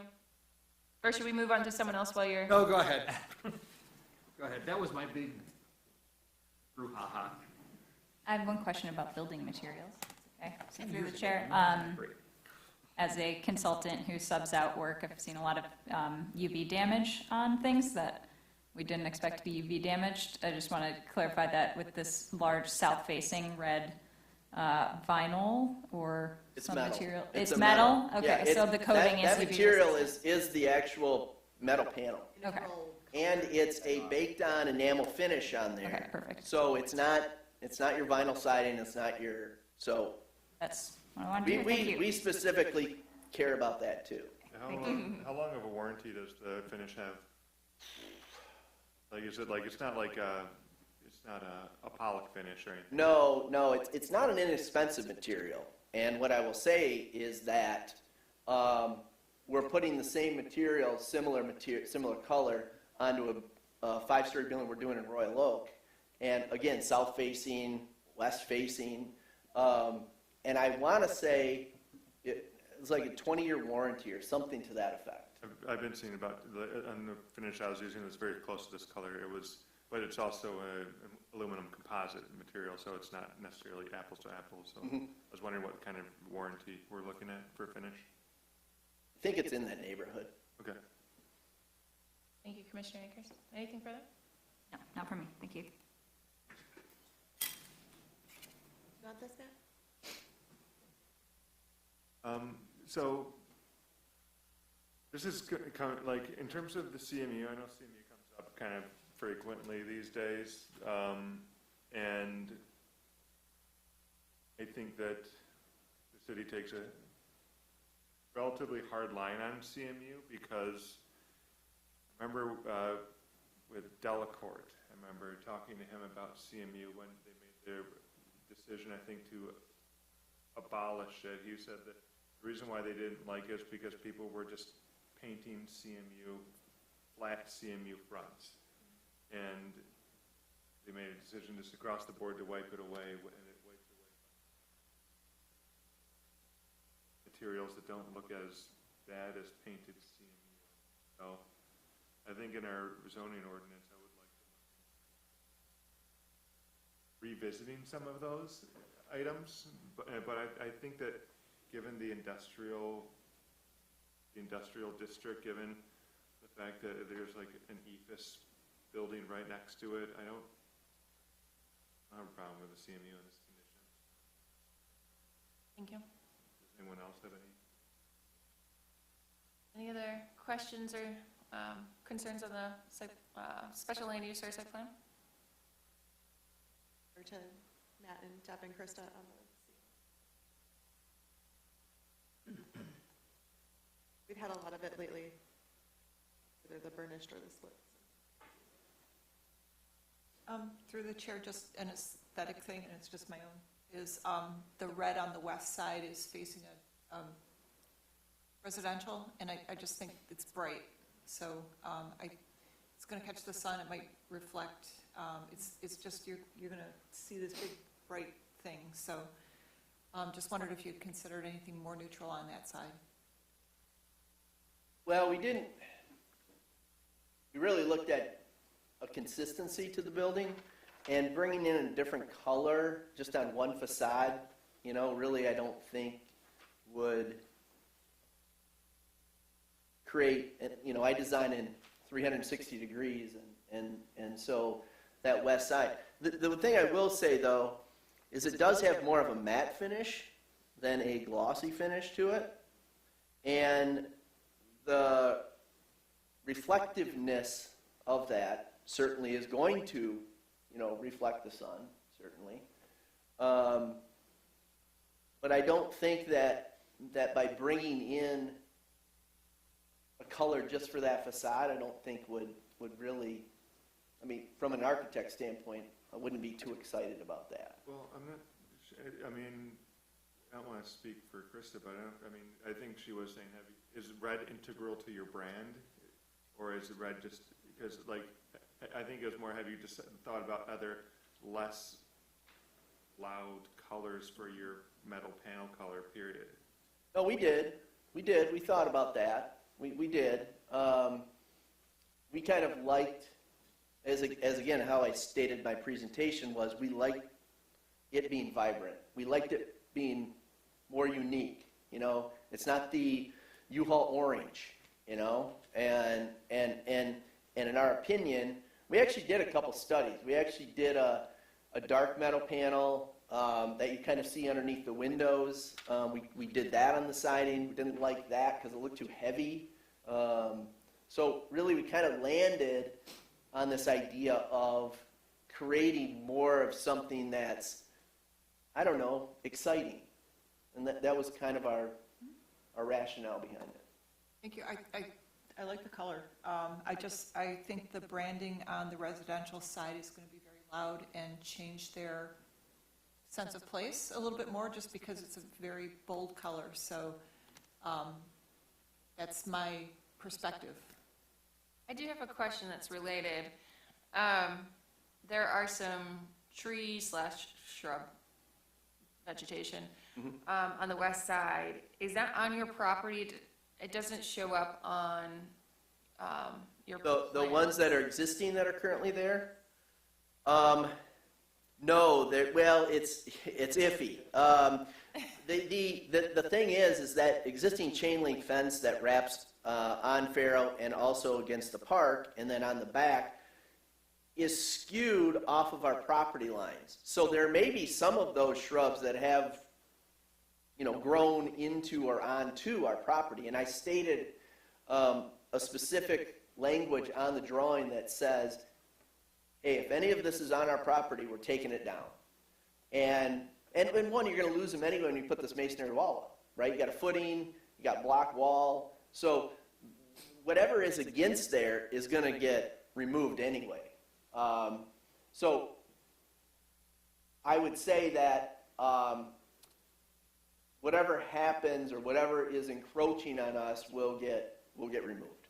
Okay. I just, 'cause it speaks to the material on the west side, as currently those residents are looking at greenery, albeit not hardwood, I don't believe. But that would be likely removed, and then the Masonry wall would be built. and the red paneling on that west side, correct? Yeah, So, correct. So it is a stark contrast Yeah. to Krista's point. Yeah, no, we, and then if I go to the landscape plan, and I'm not too good at this, but there is, yeah, why don't you do it? You're better at it than I am. I would say this, that we did specifically put some trees on our property between the building and that masonry wall for that reason. And this may go back to, I mean, obviously, as these trees grow, it'll start to block a little bit of that red paneling, that metal panel. So we were conscious about trying to soften that edge as best we could. Thank you. Yeah, I mean, because we are, like, in terms of, because the going from, the ordinance specifically says that doesn't allow CMU, so, I mean, we are giving leeway by allowing CMU. I do kind of agree with Chris that it's allowed, would you like that in your, a 50-foot red panel in your side yard right next to your house? One idea, what if we approach it similar to how we did with the dot, and if we allow for the variance of the CMU on that back wall, maybe they utilize trumpet vines that will still allow them to have the red detail, but over time will get more muted, and those are at least a faster growing plant material than a tree or something. Why even put the red there if you want to just cover it up? Well, if the concern is about branding consistency, then that still allows them to do the branding consistency on facade-wise, but then it just softens it, at least on the residential aspect of it. Or add some sort of thing for the vine to climb on though, right? And like kind of For the discussion, oh, sorry. it's okay. Yeah, so that's a good point. But for the discussion, I just want to mention that, orienting myself. So I believe it was confirmed that it was East Troy that was vacated, and I do believe, from my knowledge, 10 years ago, working for the city when we did do the East Troy vacation, is that most of those houses are owned by the adjacent industrial owners, and that, and the ones to the south are zoned industrial and ones to the north are zoned commercial. I don't want to disregard the residents that are living there, that there will be change. However, this is an industrial area. Those are industrially zoned and commercially zoned, and I believe potentially going to be redeveloped with a vacation of that public right-of-way.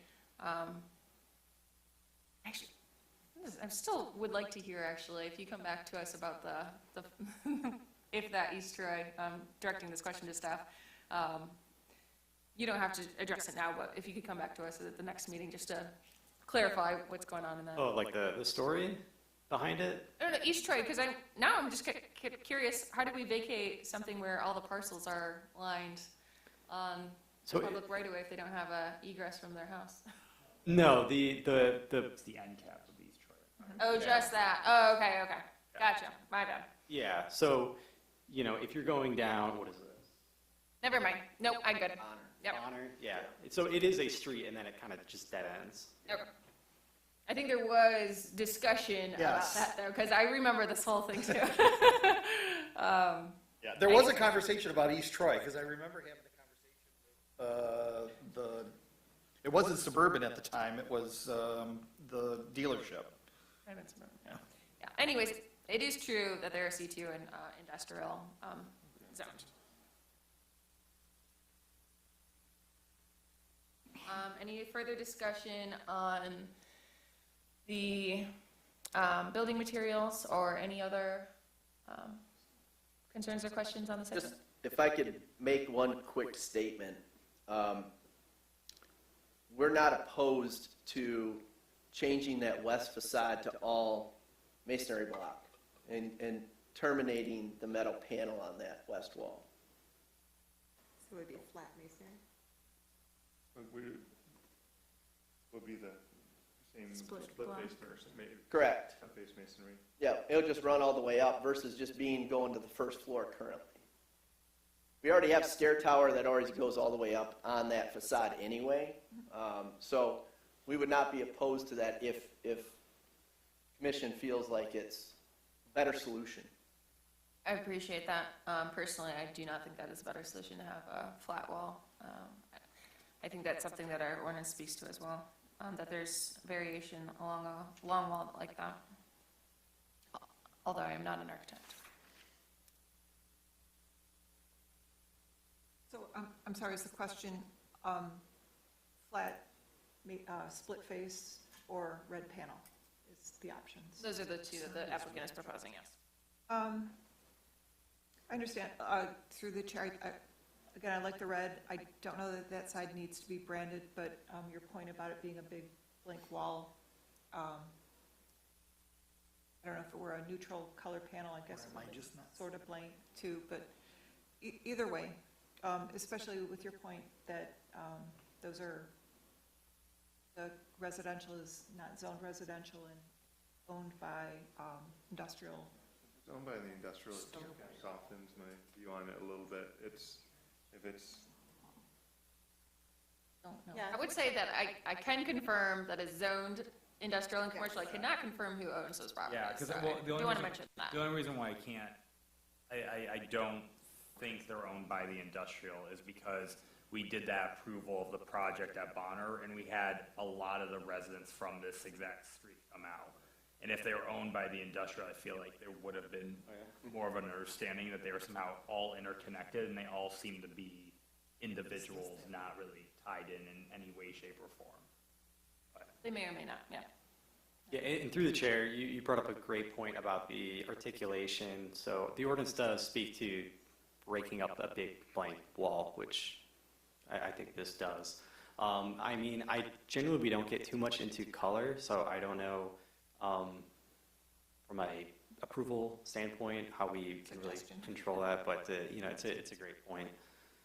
yeah, we generally don't really get into color. I just know that red's typically seen as a more aggressive, angry color, that from a mood standpoint. So it's a very energetic color as well. Mm-hmm. But I know like when you design schools, you don't want to put a whole lot of red everywhere because you don't want the regression purposes. I think the only reason that we are actually even considering is because you do require a waiver for the CMU. So otherwise, There's a lot of you'd angry be better. people that go to self-storage facilities. they're angry because they have so much stuff. Right, correct, Yeah. right? They should downsize. Yeah. Through the chair, I understand we don't, review colors. It was more a question about branding and what they might offer, so I don't see how it would change a vote. Thank you. Appreciate the comments. Anything further? If I may? Yeah. So we've had this discussion on different projects. When you create a masonry wall against another wall, when there's really no activity back there, the thing we always discuss, is it better to gate it off so that it just, keeps people out of it, or is it better to leave it open so you can maintain it? I'd just like to hear other thoughts on that, if this is a concern to have like enclosed area, or it's fine as it is because you can monitor and clean it. Is the wall necessary, I guess is what I'm asking. The property line. Yes. Through the chair, are you talking about just the wall as it is in general, or are you talking about enclosing it? Yeah, just the 8-foot masonry wall, because they had mentioned they put it there, but there's fencing. It doesn't really need to be there, but, so I just wanted to see if we thought it was a concern to either gate it so that things weren't happening back there, or leave it open because it. So just wanted to see thoughts on that. We are going to put security cameras back there that the person in the sales office will have access to. So the plan is, we thought, and we've got Kyle's first report back, for some reason I read it incorrectly. I thought the masonry wall was required on that west wall. If it's not, we're not opposed to not building the masonry wall. Because ultimately, an 8-foot-high masonry wall, 10 feet away from the building wall, is just going to be like a tunnel in there. And so we would prefer, and I think those trees would do a lot better without that masonry wall there. And so And with the idea that there will be the security cameras, I don't think having the wall doesn't really, I think, affect how you look at the security side of it. So, we're good without the wall. It's M2 to M2, is that, we're not separating a use, right? We don't need a wall, yeah. Through the chair, using your renderings, can you tell me what wall is going to be facing 9 Mile? So when I'm driving down 9 Mile, what am I going to see? I'm going to see a 5-story. You're going to see That one right there. I'm going to see a big red wall. Okay, so the red walls are north and west facing, not south and west facing? north, south, They are north, south, and west. Oh, okay. windows to the east. Okay, understood. So we just don't have a visual in the rendering of the west facing wall. You do not. In the elevation, you can see the west wall. Right, so here's, this is east and north, so no red on the east, plenty of CMU. We do see you can kind of see the metal paneling stick out a little bit, and then the north, it's, plenty of red will be visible, probably from 9 Mile. Yeah, I mean, it's a 5-story building. Yeah. The tallest building is like 15 feet tall. So I'm going to see a 50-foot wall of red. Mm-hmm. And if I'm coming from the west, I'm going to see it from Woodward going all the way toward Hazel Park. And I'm going to see the west wall and the north wall all red. That's a lot of red. I would just like to remind the commission that we don't have jurisdiction over color design. We do have jurisdiction over the CMU blocks, as it is, we need a waiver. We could offer not, it's also a special land use, so we have the requirements of the special land use. I do want to, so in terms of the special land use and the height, I do believe that the height is allowable, though, within the district. So I just want to remind everyone of our charter here and what's allowed in this district. Understand, but we would also be remiss in not letting developers know what citizens and residents are going to comment on about a particular project. I appreciate that, yes.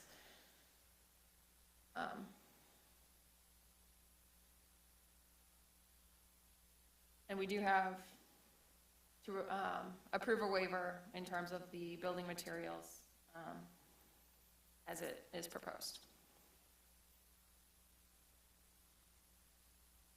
Which is in the findings. Finding 5. Okay.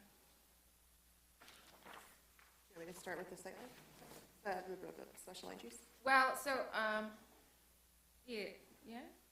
Is there any further comments or questions, or how's everyone feeling about the waiver for the building materials as presented? And once, just like not to harp on it so much, but it says that, I know that we technically don't have jurisdiction over color, but the proposed improvements shall have a satisfactory and harmonious relationship as well, like to the existing land uses on the adjacent vicinity. So, we have to make sure it works within the fabric of the community as well. So I do think that we can have a discussion on the materials and how we feel about the materials if we think that there will be an adverse, if we don't feel like it's going to serve the community. So, I personally feel like the red's going to be a bit much, and I would hate it if there was a 50-foot red billboard that popped up in my backyard. It just, I don't know. I agree. I would be not very thrilled with that. See a lot of agreement from the commission that we might not be able to get a waiver for the building materials as presented with the 2 options. Do you have a different option that you would like to present this evening, or would you, potentially we could table the matter for? Through the chair. I don't mind the color. I get it is bold. I understand that. And I do see that you see it from a far distance. I'm sorry, we just approved a teal blue caribou coffee earlier tonight, and that's going to be, I mean, to me, I like the red more than I like the caribou blue, and I have to see that every day. So, you know, so I don't think that this is necessarily a hang-up. It's, are you okay with the CMU or you're not? I don't think the color is going to have anything to do with it. It's going to be a bold color. It's going to be, if it's not red, it's going to be orange, and someone's not going to like orange, and someone's not going to like teal.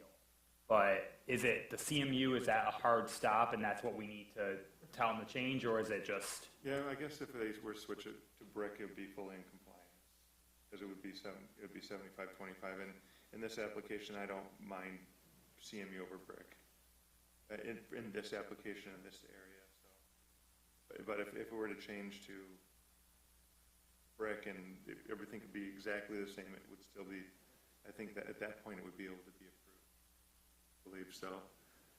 I don't think that the brick versus CMU would affect my opinion one way or the other. I don't agree with the red, but. Well, let me ask you a question.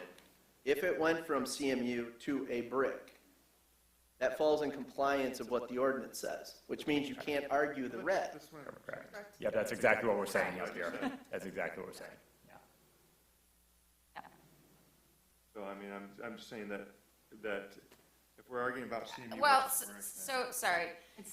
We still have a special land use before us, and the special land use, I mean, it doesn't 100% take it off the table. It sounds like that people would be more, just so you're aware and everyone is on the same page, the special land use has 5 findings, including that the site is designed, constructed, operated, and maintained as to be harmonious with the existing or intended character of the general vicinity will not change the area. So, this is not a straightforward site plan, as we have also the special land use to adopt this evening. So I want to say it's not as straightforward as a typical by right site plan. Let me ask one more question. You see the metal panel that's between the windows? That dark kind of charcoal? Mm-hmm. If the red went to that charcoal color, is that something that we could get approved this evening? I don't have a sample of it in front of me, so I can't hand you something physically, but I think the renderings, as long as somebody can take a step back and understand that that would be more of a darker facade, which I actually had a rendering of that, but I don't have it with me, unfortunately. I don't think we'd be opposed to that, correct? I'm not opposed to it, no. Not necessarily brand related, that we chose this particular red, and we gave it a lot of thought, and we looked at a lot of samples, and we did a lot of studies, and ultimately, we thought that it worked, and it was, as Brian said, vibrant, and something that worked in terms of the character of Ferndale, in terms of something that I think people respond generally well to. I think that it is a reasonable consideration that people living in those homes would have. But again, what do you do? How do you design around it, right? Do you change the color of the panel on the west side and have maybe the building as a total kind of not work, right? Because you have too many colors. These are something that I generally leave to Brian and have my own opinions on as the person putting it together. But you know, usually if you have too many colors in a project, it kind of gets a little wonky and a little overdone. Absolutely. But ultimately, the color is not brand related, and it could be changed to something more muted and I guess a little more neutral, I guess. And ultimately, for me, I think that the project would still be successful, based on that design change. It wouldn't be my preference. I really like the red, but it's a personal opinion. And, we'd have to kind of consider, it would work. So I think it's something that we could do if you guys would consider it. Through the chair? Thank you, Chris. Seems to be what kind of we're hung up on is like Again, this. to avoid designing from the table, but are you set on having the entire wall be that material? Because I think potentially having the CMU as like the first and fourth of those four like strata might be still achieve the intended of the color and still relieve maybe the neighborhood of a 40-foot red wall wraparound. I guess I'd prefer not to see racing stripes around the building. I think if we do go to a more subtle, more neutral, as Chris says, I certainly wouldn't do beige or tan or anything like that. I can tell you that right now. But doing a lighter version of, say, that charcoal color, so it starts to be in the same family, the same relationship of that darker color. And the reason why we did the darker color is the windows are dark. And so we wanted that to feel like a tall plane that went from ground to top of building. With that said, I think if we went with a lighter, slightly lighter version of that, so we're not just making this building look like, you know, a big black box, because I don't want that either. I have a question about that. So with the darker color, what is the like heat attenuation, or that's probably not the right word? No, I understand. I know what you're asking. It's an insulated panel. So you're not going to get a lot of transfer of heat going through that wall into, say, the climate-controlled area. It'll all be contained in that cavity. Okay. What about exterior to it? Radiating off? It's going to be more than a red. I will say that. I just think in terms of, you know, sustainability and environmental. But I also don't think that. Thinking in I those think terms. ultimately, and you know, again, could we agree on letting Kyle and his team, you know, look at the final color selection, for instance, because I can update renderings and give him those, you know, to forward to you guys or whatever. What we're trying to do is move this project forward, and I think by getting this thing tabled is going to really affect the economics of this deal. I'm not going to answer for him, but. Go ahead. So, thank you. I think if there is a particular opinion from the commission, please speak, but I believe that's probably the best way to consider this, is to condition the special land use that the building materials will be reviewed by city staff to be more Neutral. harmonious with the neighborhood. And it doesn't have to come back to the commission, that the city staff would, we do this quite often, that you could continue to work with them. They have the final site plan approval for review anyways. And so I think that you've had quite a bit of direction from us in terms of our concerns and what we would think would be more harmonious with the area. Any further comments on that? I appreciate the effort. Sorry to bring it back That's around, okay. but the offer of making that side masonry, which I think is more neutral, because I think the red is outstanding, and I'm not against it. So, I mean, if you kept the red and just, if we maybe gave second thought to making that back wall just all masonry, even though it is blank, is that better than working through colors or that kind of thing? I mean, would anybody consider that west wall is all masonry? Is that? I would probably want to see some delineations with a little bit of break. Different texture, color, or something. Not even necessarily, just in terms of What plates? Depth. And That's my the word. purpose for Thank you. suggesting that is, you know, keep the red on the public sides, keep the west wall, which is more of a backdrop, as the rest of the building material, maybe with some articulation. Yeah, and so if you want to take that, I think I would be open to it. I think I would want it to comply with our ordinance in terms of the, Al knows what I'm talking about, you know, variation in the, so I think with the building material, I'd be comfortable with that, but would want to see the, what is the word? Articulation. Articulation, thank you. I'd be fine with either of those, either a darker panel or or just as long as the neighbors, whoever lives there isn't staring at a red screen. And I go beyond the neighbors. I go by anybody. This is one block off of 9 Mile.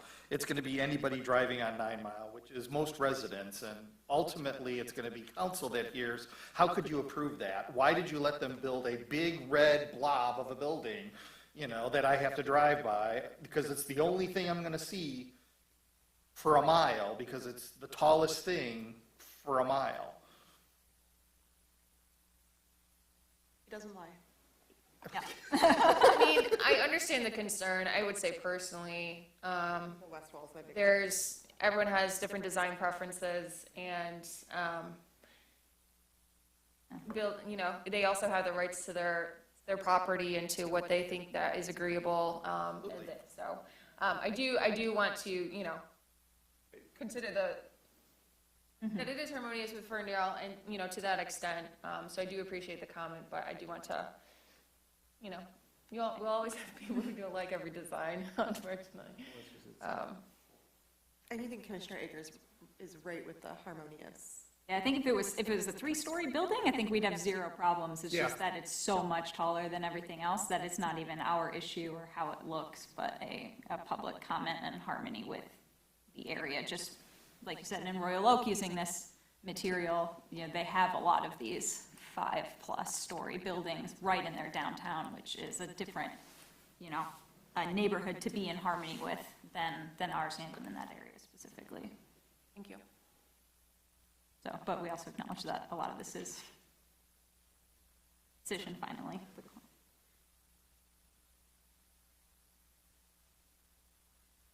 I'm gonna sit here and put all this down.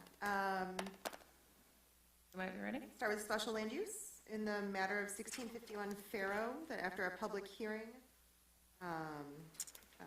was held as set for this date and place. The Planning Commission recommends the City Council approval of the special land use application for a self-storage facility based on plans dated May 10th, 2023, with the findings as stated in the packet. Support. As a motion by Baker, support by Hackford. I would suggest a friendly amendment, I believe, to finding number 2, that per discussion, the applicant will work with staff to amend the site plan to be more harmonious in terms of the building materials. So I made that a new condition on the site plan. Would you like it stated? I do see how it relates to finding number 2 though as well. So in keeping with the site plan motion, the west wall will be made more harmonious. Okay, sorry, that is a good question because maybe it is not related to the special land use. Yeah, I would think so, because the special land use would think that it is harmonious. And If the site plan is comment updated, on then the it is. site plan, right. Was how I was thinking of it, was that I agree. this would be a change to the site plan and then that meets our requirements for the special land use. But I see your point, that Oh, there's that maybe word. wanting to tie it to. And they do, they are. Put it in harmony with this.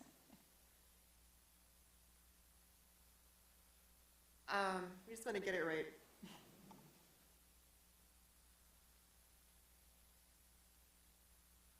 I think, I added 2 conditions to the site plan. That the masonry wall on the west property line be removed, and that the applicant work with city staff to select a more harmonious color, material, and articulation. what if we said the site will be designed per the site plan condition Sure. to be more. Per condition 10?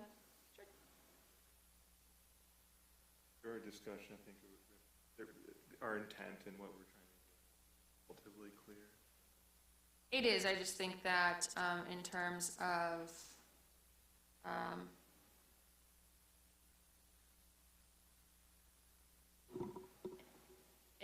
our charter for this city, I think this goes more in line with the special land use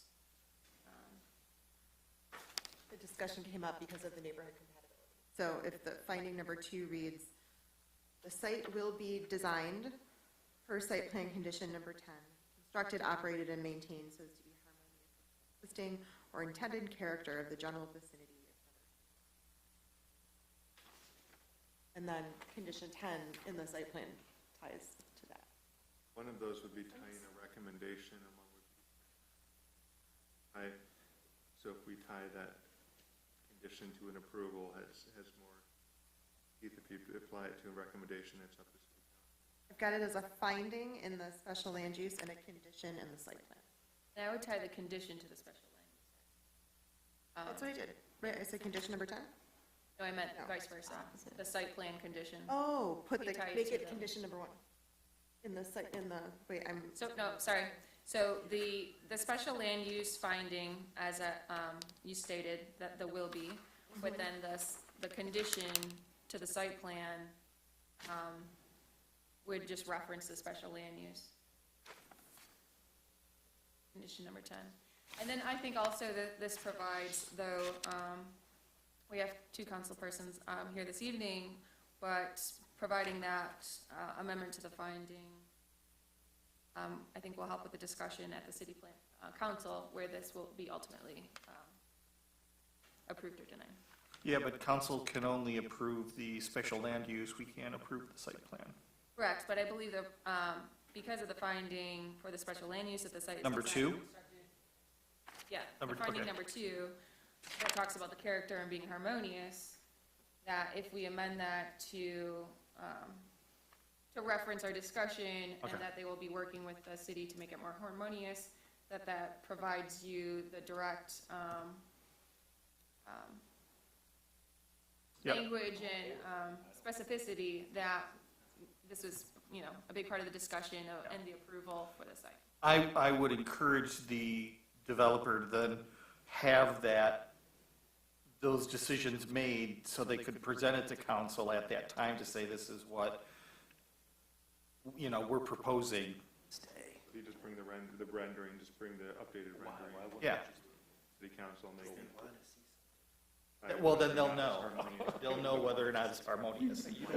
Brian and Chris, sorry to interrupt you, Chris, but you missed that the councilman is suggesting that when you go to city council for the site plan approval. No, the special land use. That one, the special land use approval that will go to council, that if you have your updated plans before then to provide those renderings to the council.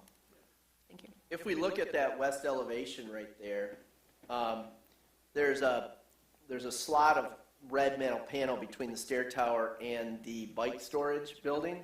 If we left that red and then everything to the right of that could be the masonry block, that gives you a little bit of that stepping effect, I guess, that's occurring in there.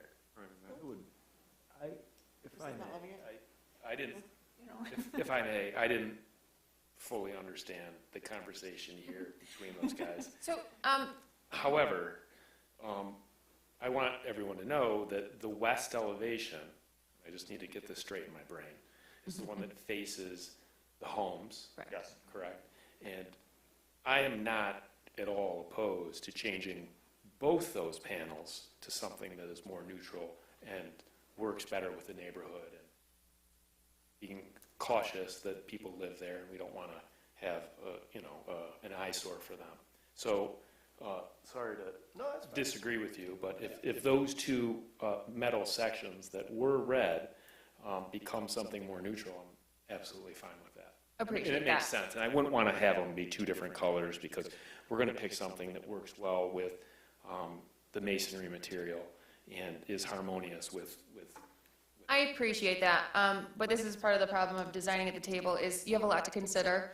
This is a big investment, and we appreciate the investment in our city, and so I would want you to have the time to consider all that we've discussed, and so I think that we can have you work with the city staff, understanding our discussion, and so that we can move forward with the motion and allow you to work with city staff, understanding our concerns and our preferences. So, thank you. And then when you go back to city council for the final approval for the special land use, you can bring the updated renderings, and then they can decide at that time whether or not it feels more harmonious to the neighborhood. Erlan's shaking our head too. Got it. Thank you. So, any further discussion on the motion? And also, is the friendly amendment okay with the motioner and seconder? Sure. Okay. Yes. Any further discussion? You'd like me to repeat it, Christine? Okay. As I used to just hand my notes to Marcia years ago. The site, this is for finding number 2, special land use motion. The site will be designed per site plan condition number 10, constructed, operated, and maintained, et cetera, et cetera. So that was really the only change that was made right up at the beginning. Yes.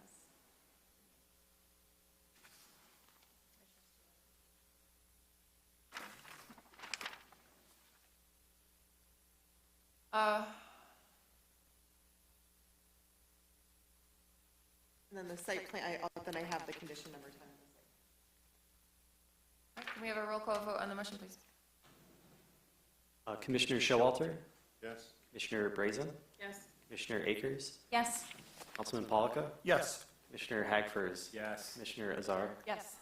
Commissioner Baker, Yes. Chair Foster. Yes. I would now make a site plan motion.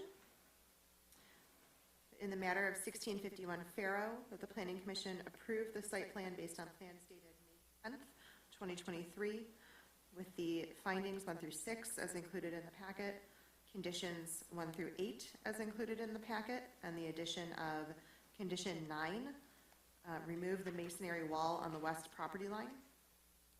Condition 10, applicant will work with city staff to select a more harmonious color, material, and articulation for the west wall. This is aligned with the special land use finding number 2. Want to restrict that to just the west wall? I'm sorry, I have a motion. Do I have a second? Oh, let's get a second. And then Support. that's a great question, because, that's right, we just had a conversation about order. Body colors. So I guess I wanted to emphasize that it was the west wall that needed the most attention, but I wasn't trying to restrict a color change to only one wall. Like, they just said they don't want it to be like red here, gray here. So how do I say that? The elevations, and just leave it at the elevations and Rather than saying west wall? Okay. Facade materials? the rest of it. And once you change it, can you reread it? Yes. Do you want me to say elevations or facade materials? Elevations? Elevations. Because I say materials already. Okay, then trying this again. Applicant will work with city staff to select a more harmonious color, material, and articulation for the elevations. This is aligned with special land use finding number 2. Sorry, because also you don't need to change all, I guess this is why I'm struggling with it, is that we talked about a color change, maybe a material change, and if there's a material change, maybe there's an articulation change needed. Yeah, and So I'm trying to give them all the flexibility that I can and not restrict them or suggest that they need to change the material because they may just want to change a color. yeah. Allowed to change. So first of all, Maybe I'm not saying the right thing. so finding number 5 is that the planning commission waive the prohibition of CMU Yes. and approve the elevations as presented. If we want to just waive the CMU, I would say that we change 5 to have a period after CMU and cross out the rest. Fine with me? And that, I think, addresses the CMU, but I think that I personally would like that they meet the requirements of our facade regulations other than that, with the waiver of the CMU, which means that they would need to meet the articulation still. So how would you like this to read? But that's how I think that we've kind of been discussing this. I don't want So to, like you maybe- said, I want it to be, so that they can, create a design that works and is congruent with what we've been discussing, but I personally think that the articulation, especially with a 5-story building that's quite large, is still a matter of importance to me. Through the chair, we could add the articulation to the condition number 10, just like tag that on, that, You said color, material, articulation. I think what Yeah. you're wanting to add is applicant will work with city staff to meet the material requirements in the ordinance and select a more harmonious color, material, articulation, right? Yeah, with the exception of finding number 5, that we waive the prohibition of CMU. Not that. Does that make sense? So they still have to meet our regulations, all that we're waiving is a CMU. I'm failing you at writing this one. No, that's okay, but does it make sense? No. Is that making sense to people? So It does. all we're waiving is a CMU. It's good. More harmonious. So I think You want to meet the percentages and be more harmonious, and CMU's okay. And maybe just leave out the color material description so that it meets requirements, it is more harmonious, working with city staff, and just they understand what we mean by that. That's one of the options. That should be okay. It's both points. Brian, it looks like she's got it. Maybe. It'll take a minute. and through the chair, finding number 5, I don't want to, like, I know we do you mentioned a period after CMU, but could we do a comma? Because I want to keep Per the per section. section. Okay, thank you. Blah, blah, Yeah. blah. I kept that. Okay, I thank kept you. that part, yes.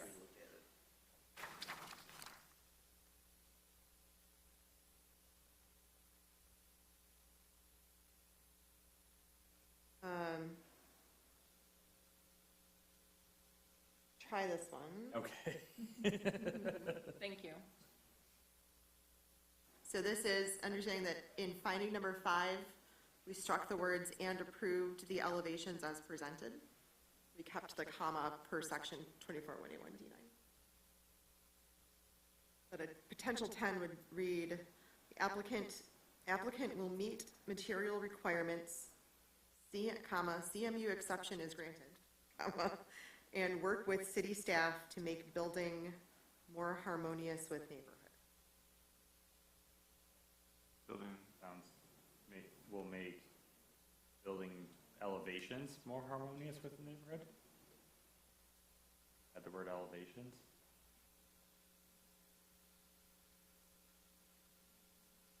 I don't want to say material again. Yeah, maybe, I was thinking elevations.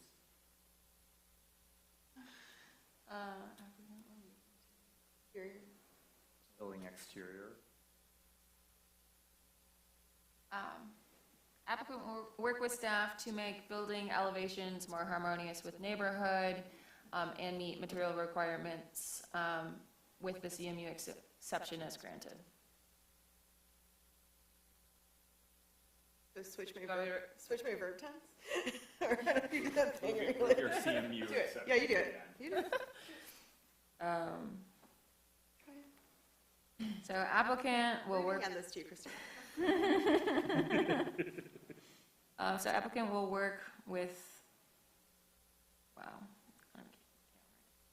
with city staff to make building elevations more harmonious with the neighborhood, and meet, Material requirements? not material though, Appearance? No. I don't know, you took my sheet. just, we're- Building design and siting? No. Building material table, right? This is what you want. well, the articulation, I don't think is part of the building materials per se. Kyle, what section is that? Appearance of the elevation? It's just that you're meeting, I think you're meeting our section for,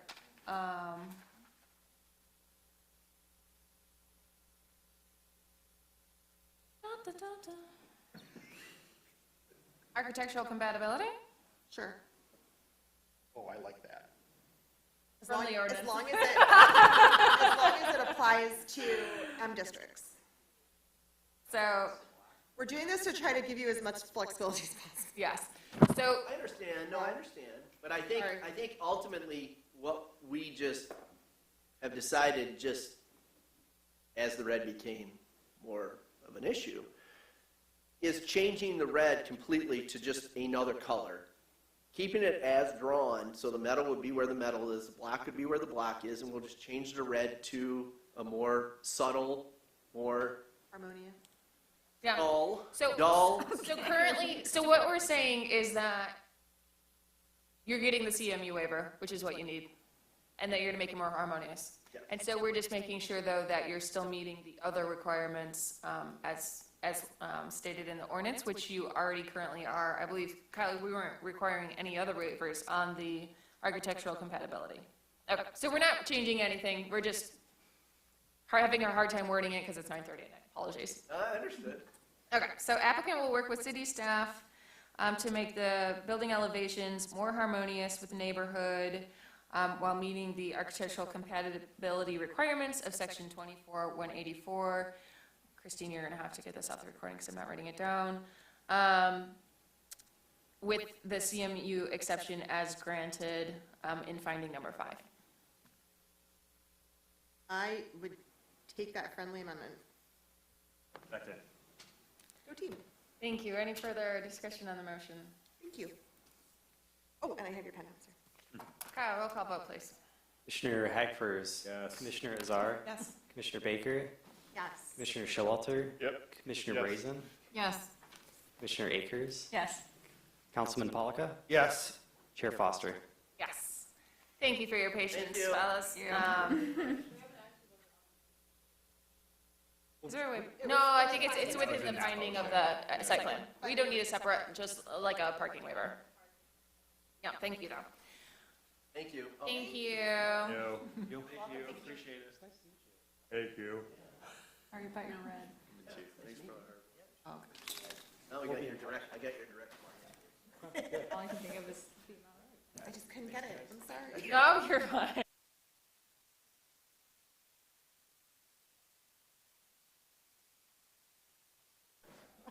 All right, Kyle, do we have any administrative items for this evening? No. Sorry, folks, we still have a meeting going on. Kyle, are you ready? Yeah, the only thing I have is that on May 8th, the City Council did approve our zoning ordinance rewrite. Wonderful. So you got your budget? Oh, Raylon, can you take him in the hallway? Raylon, can you take them out in the hallway, please? Thank you so much. Sorry. So City Council did approve the zoning ordinance rewrite contract with McKenna. So we will be moving forward with that. We do have a kickoff meeting with them next week. I believe we are going to very quickly begin our outreach for the entire community outreach program that we're going to be doing. And I think we're going to be visiting, at the very least, the Planning Commission and the BZA, if not the other boards and commissions around the city. So we're all very excited about this. Thank you. In addition to that, I was speaking with one of the members of the Sustainability Committee, and we would like to do a presentation, like a joint presentation of sustainability, knowing that the zoning ordinance is coming, knowing that sustainability is a big part of our master plan, and that we want to incorporate it into the zoning ordinance, which can be difficult and not something that we've done a ton of in the past. So he had some great ideas on doing a joint presentation, potentially to a joint committee. I've spoke with Roger about potential. Joint presentation with who? The Sustainability, is it the Sustainability Commission? And who? With the Us, artist? yes. So are you suggesting the FESC, Ferndale Environmental Sustainability Commission and Planning Commission joint meeting? I believe so, and I've spoke with Roger about that briefly. And it might not be a joint meeting, it might be that we do a presentation to each committee.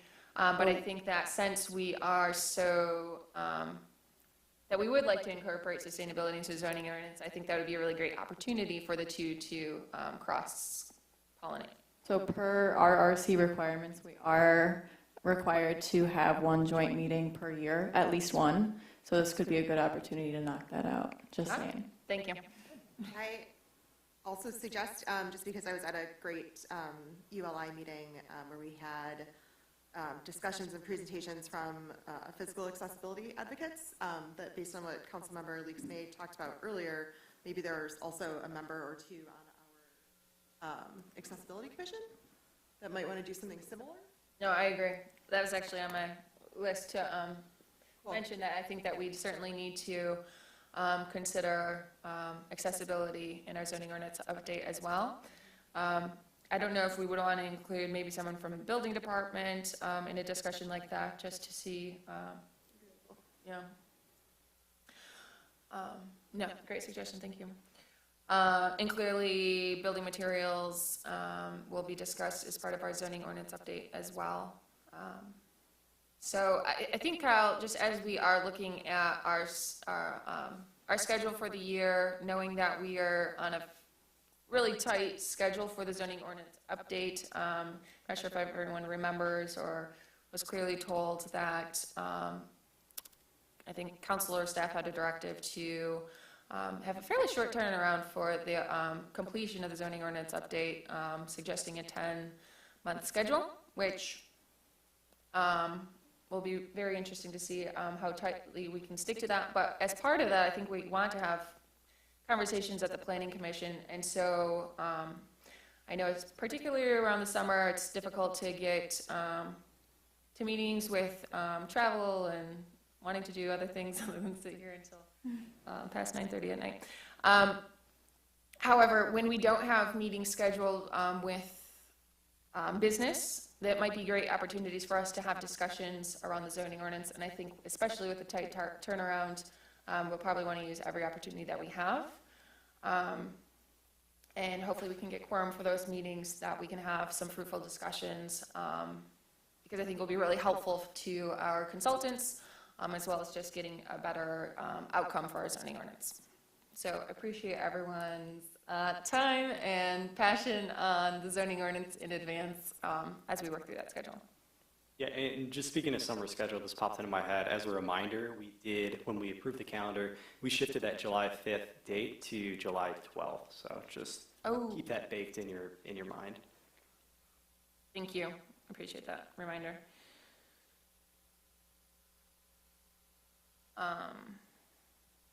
Any for other administrative items for this evening?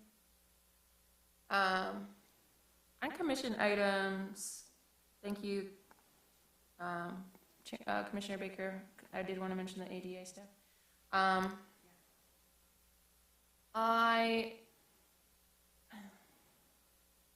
not sure if I should address this now, but I'm kind of inclined to, especially because Councilwoman Raylan Leaks-May is here. But I did listen to the discussion of the PUD and special land use approval at the City Council, and it seemed like there was some discussion, and I could have misconstrued it, having heard the, and I would, like Councilman Palka's intake on this.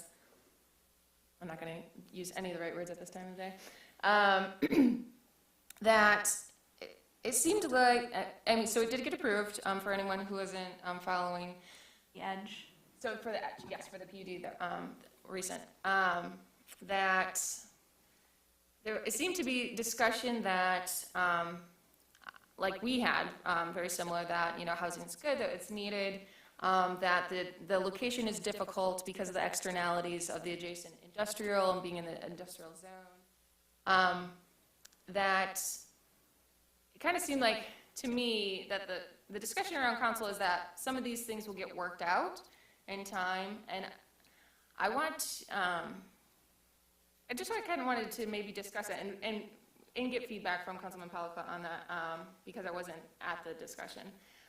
Because I just want to make sure it's very clear to council that some of these things, so you saw this evening that where the site plan was approved, we didn't have a lot of leeway in terms of what we could and not require, because at that point it was a by right development that we couldn't request additional things on the site plan. And so really the point of the special land use and the PUD, is particularly the PUD, is to design any mitigants to those externalities at that level versus the site plan. So that's really done through those approvals versus the site plan. And I just want to make sure that was really clear as we could see these in the future. I think part of the discussion also was about the incentives process that happens after all of our approvals. So there are some more pieces to this puzzle that project will go through. And so physical accessibility and affordability, I know, are things that come up because I've been on the incentives committee.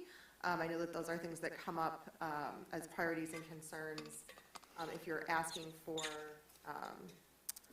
brownfield tax incentives, which clearly they are, and other city incentives. So when Mayor Piana explained it to me, she said that part of the discussion was around, what is sort of final in a PUD agreement and what may still need to be worked out in an incentives process, which is then like way outside of ours. Like they are required to get all of our approvals before they can get incentives so that they can't switch up their site plan or back out of stuff.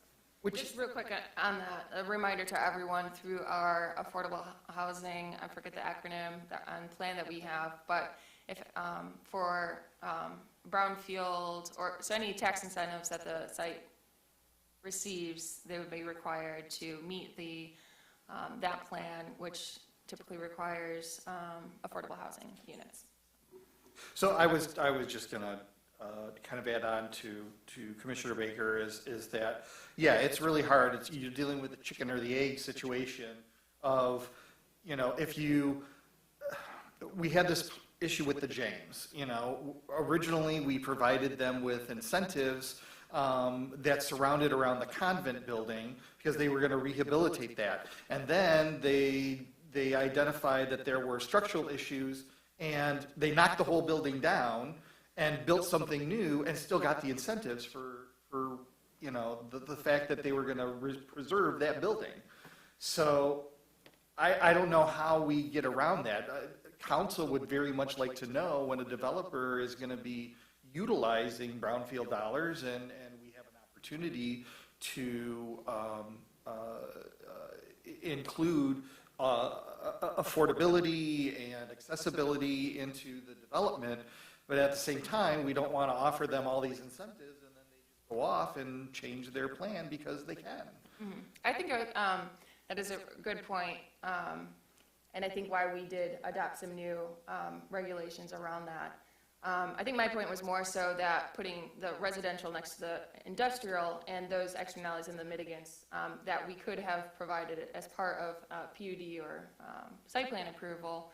I think there was some discussion from the adjacent landowners that they're concerned about losing permits due to the new use that's adjacent to it. Yeah, and I think that we need to make it clear to developers who are coming in and kind of changing the landscape.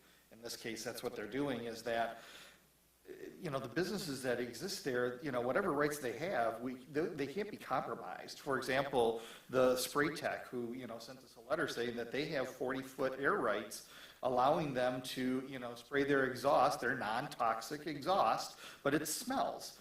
They have the right, and those residents are just going to have to understand, you're choosing to live here where this business has been here for 40, 50, 60 years. We're not going to make exceptions because all of a sudden you've decided to move into the area.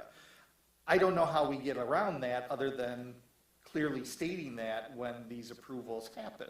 Well, I think how we get around that and why zoning was created was to separate uses that were so egregious to each other, and which is why this area was not site planned or master planned for residential, and that is why I voted no on the site special land use. And so I think all of you realize that, but I just want to make sure that there are mechanisms for us to mitigate those concerns, and so I want to make sure that we're all aware of how those work and that we're appropriately anticipating the concerns of the adjacent landowners. Yeah. There are some things that just won't get worked out once we voted yes on something. Well, and I understand that, and I hope that my other council members, understand that as well. This development that we've approved, council has approved is, now going to be there 40, 50, 60 years. And that land likely will never go from a mixed use to an industrial, because it is. Probably not, yeah. And so I know that we But at the have same a demand time- and a need for residential, and we've already had this discussion. I just want to make sure that it is clear, because it just seemed to, from what I heard from council, I was a bit concerned with how the discussion went, and wanting to make sure that it was clear about the process and the abilities that we have, and the kind of like the timeline and kind of no-term facts, so. Yeah, I, based on my conversations, because I did speak to a number of them individually, I spoke with Councilwoman Lisa May, and we all on council understand that there's a deficit in housing, and there's a deficit on affordable housing in our community. And even though there's no guarantee that there's going to be affordable housing, it most likely will be, because they're going to be utilizing brownfield dollars. Additionally, it's in an area that will probably force the price point of these units much lower than if it was just sitting on 9 Mile. We're a very desirable community, and it's mostly for residential. I don't know if we're going to continue to draw light industrial buildings. I mean, over time, and I'm saying the next 5 or 10 years, but over the next 30, 40, 50 years, a lot of our industrial could turn into some form of residential. I agree. In terms of the market, I think that could be quite true, especially if we allow industrial to transition. However, I would say the character of our community historically has been quite blue collar, and that we need jobs for our residents. So that is another reason why I caution, and why in our master plan we have identified, industrial uses. I do think that I'm also an advocate for being able to mitigate, and so that we can live, cooperatively and not have these externalities that we have to mitigate for. But anyway, sorry if anyone else has anything, but I also know that it's quite late and there's some hungry people.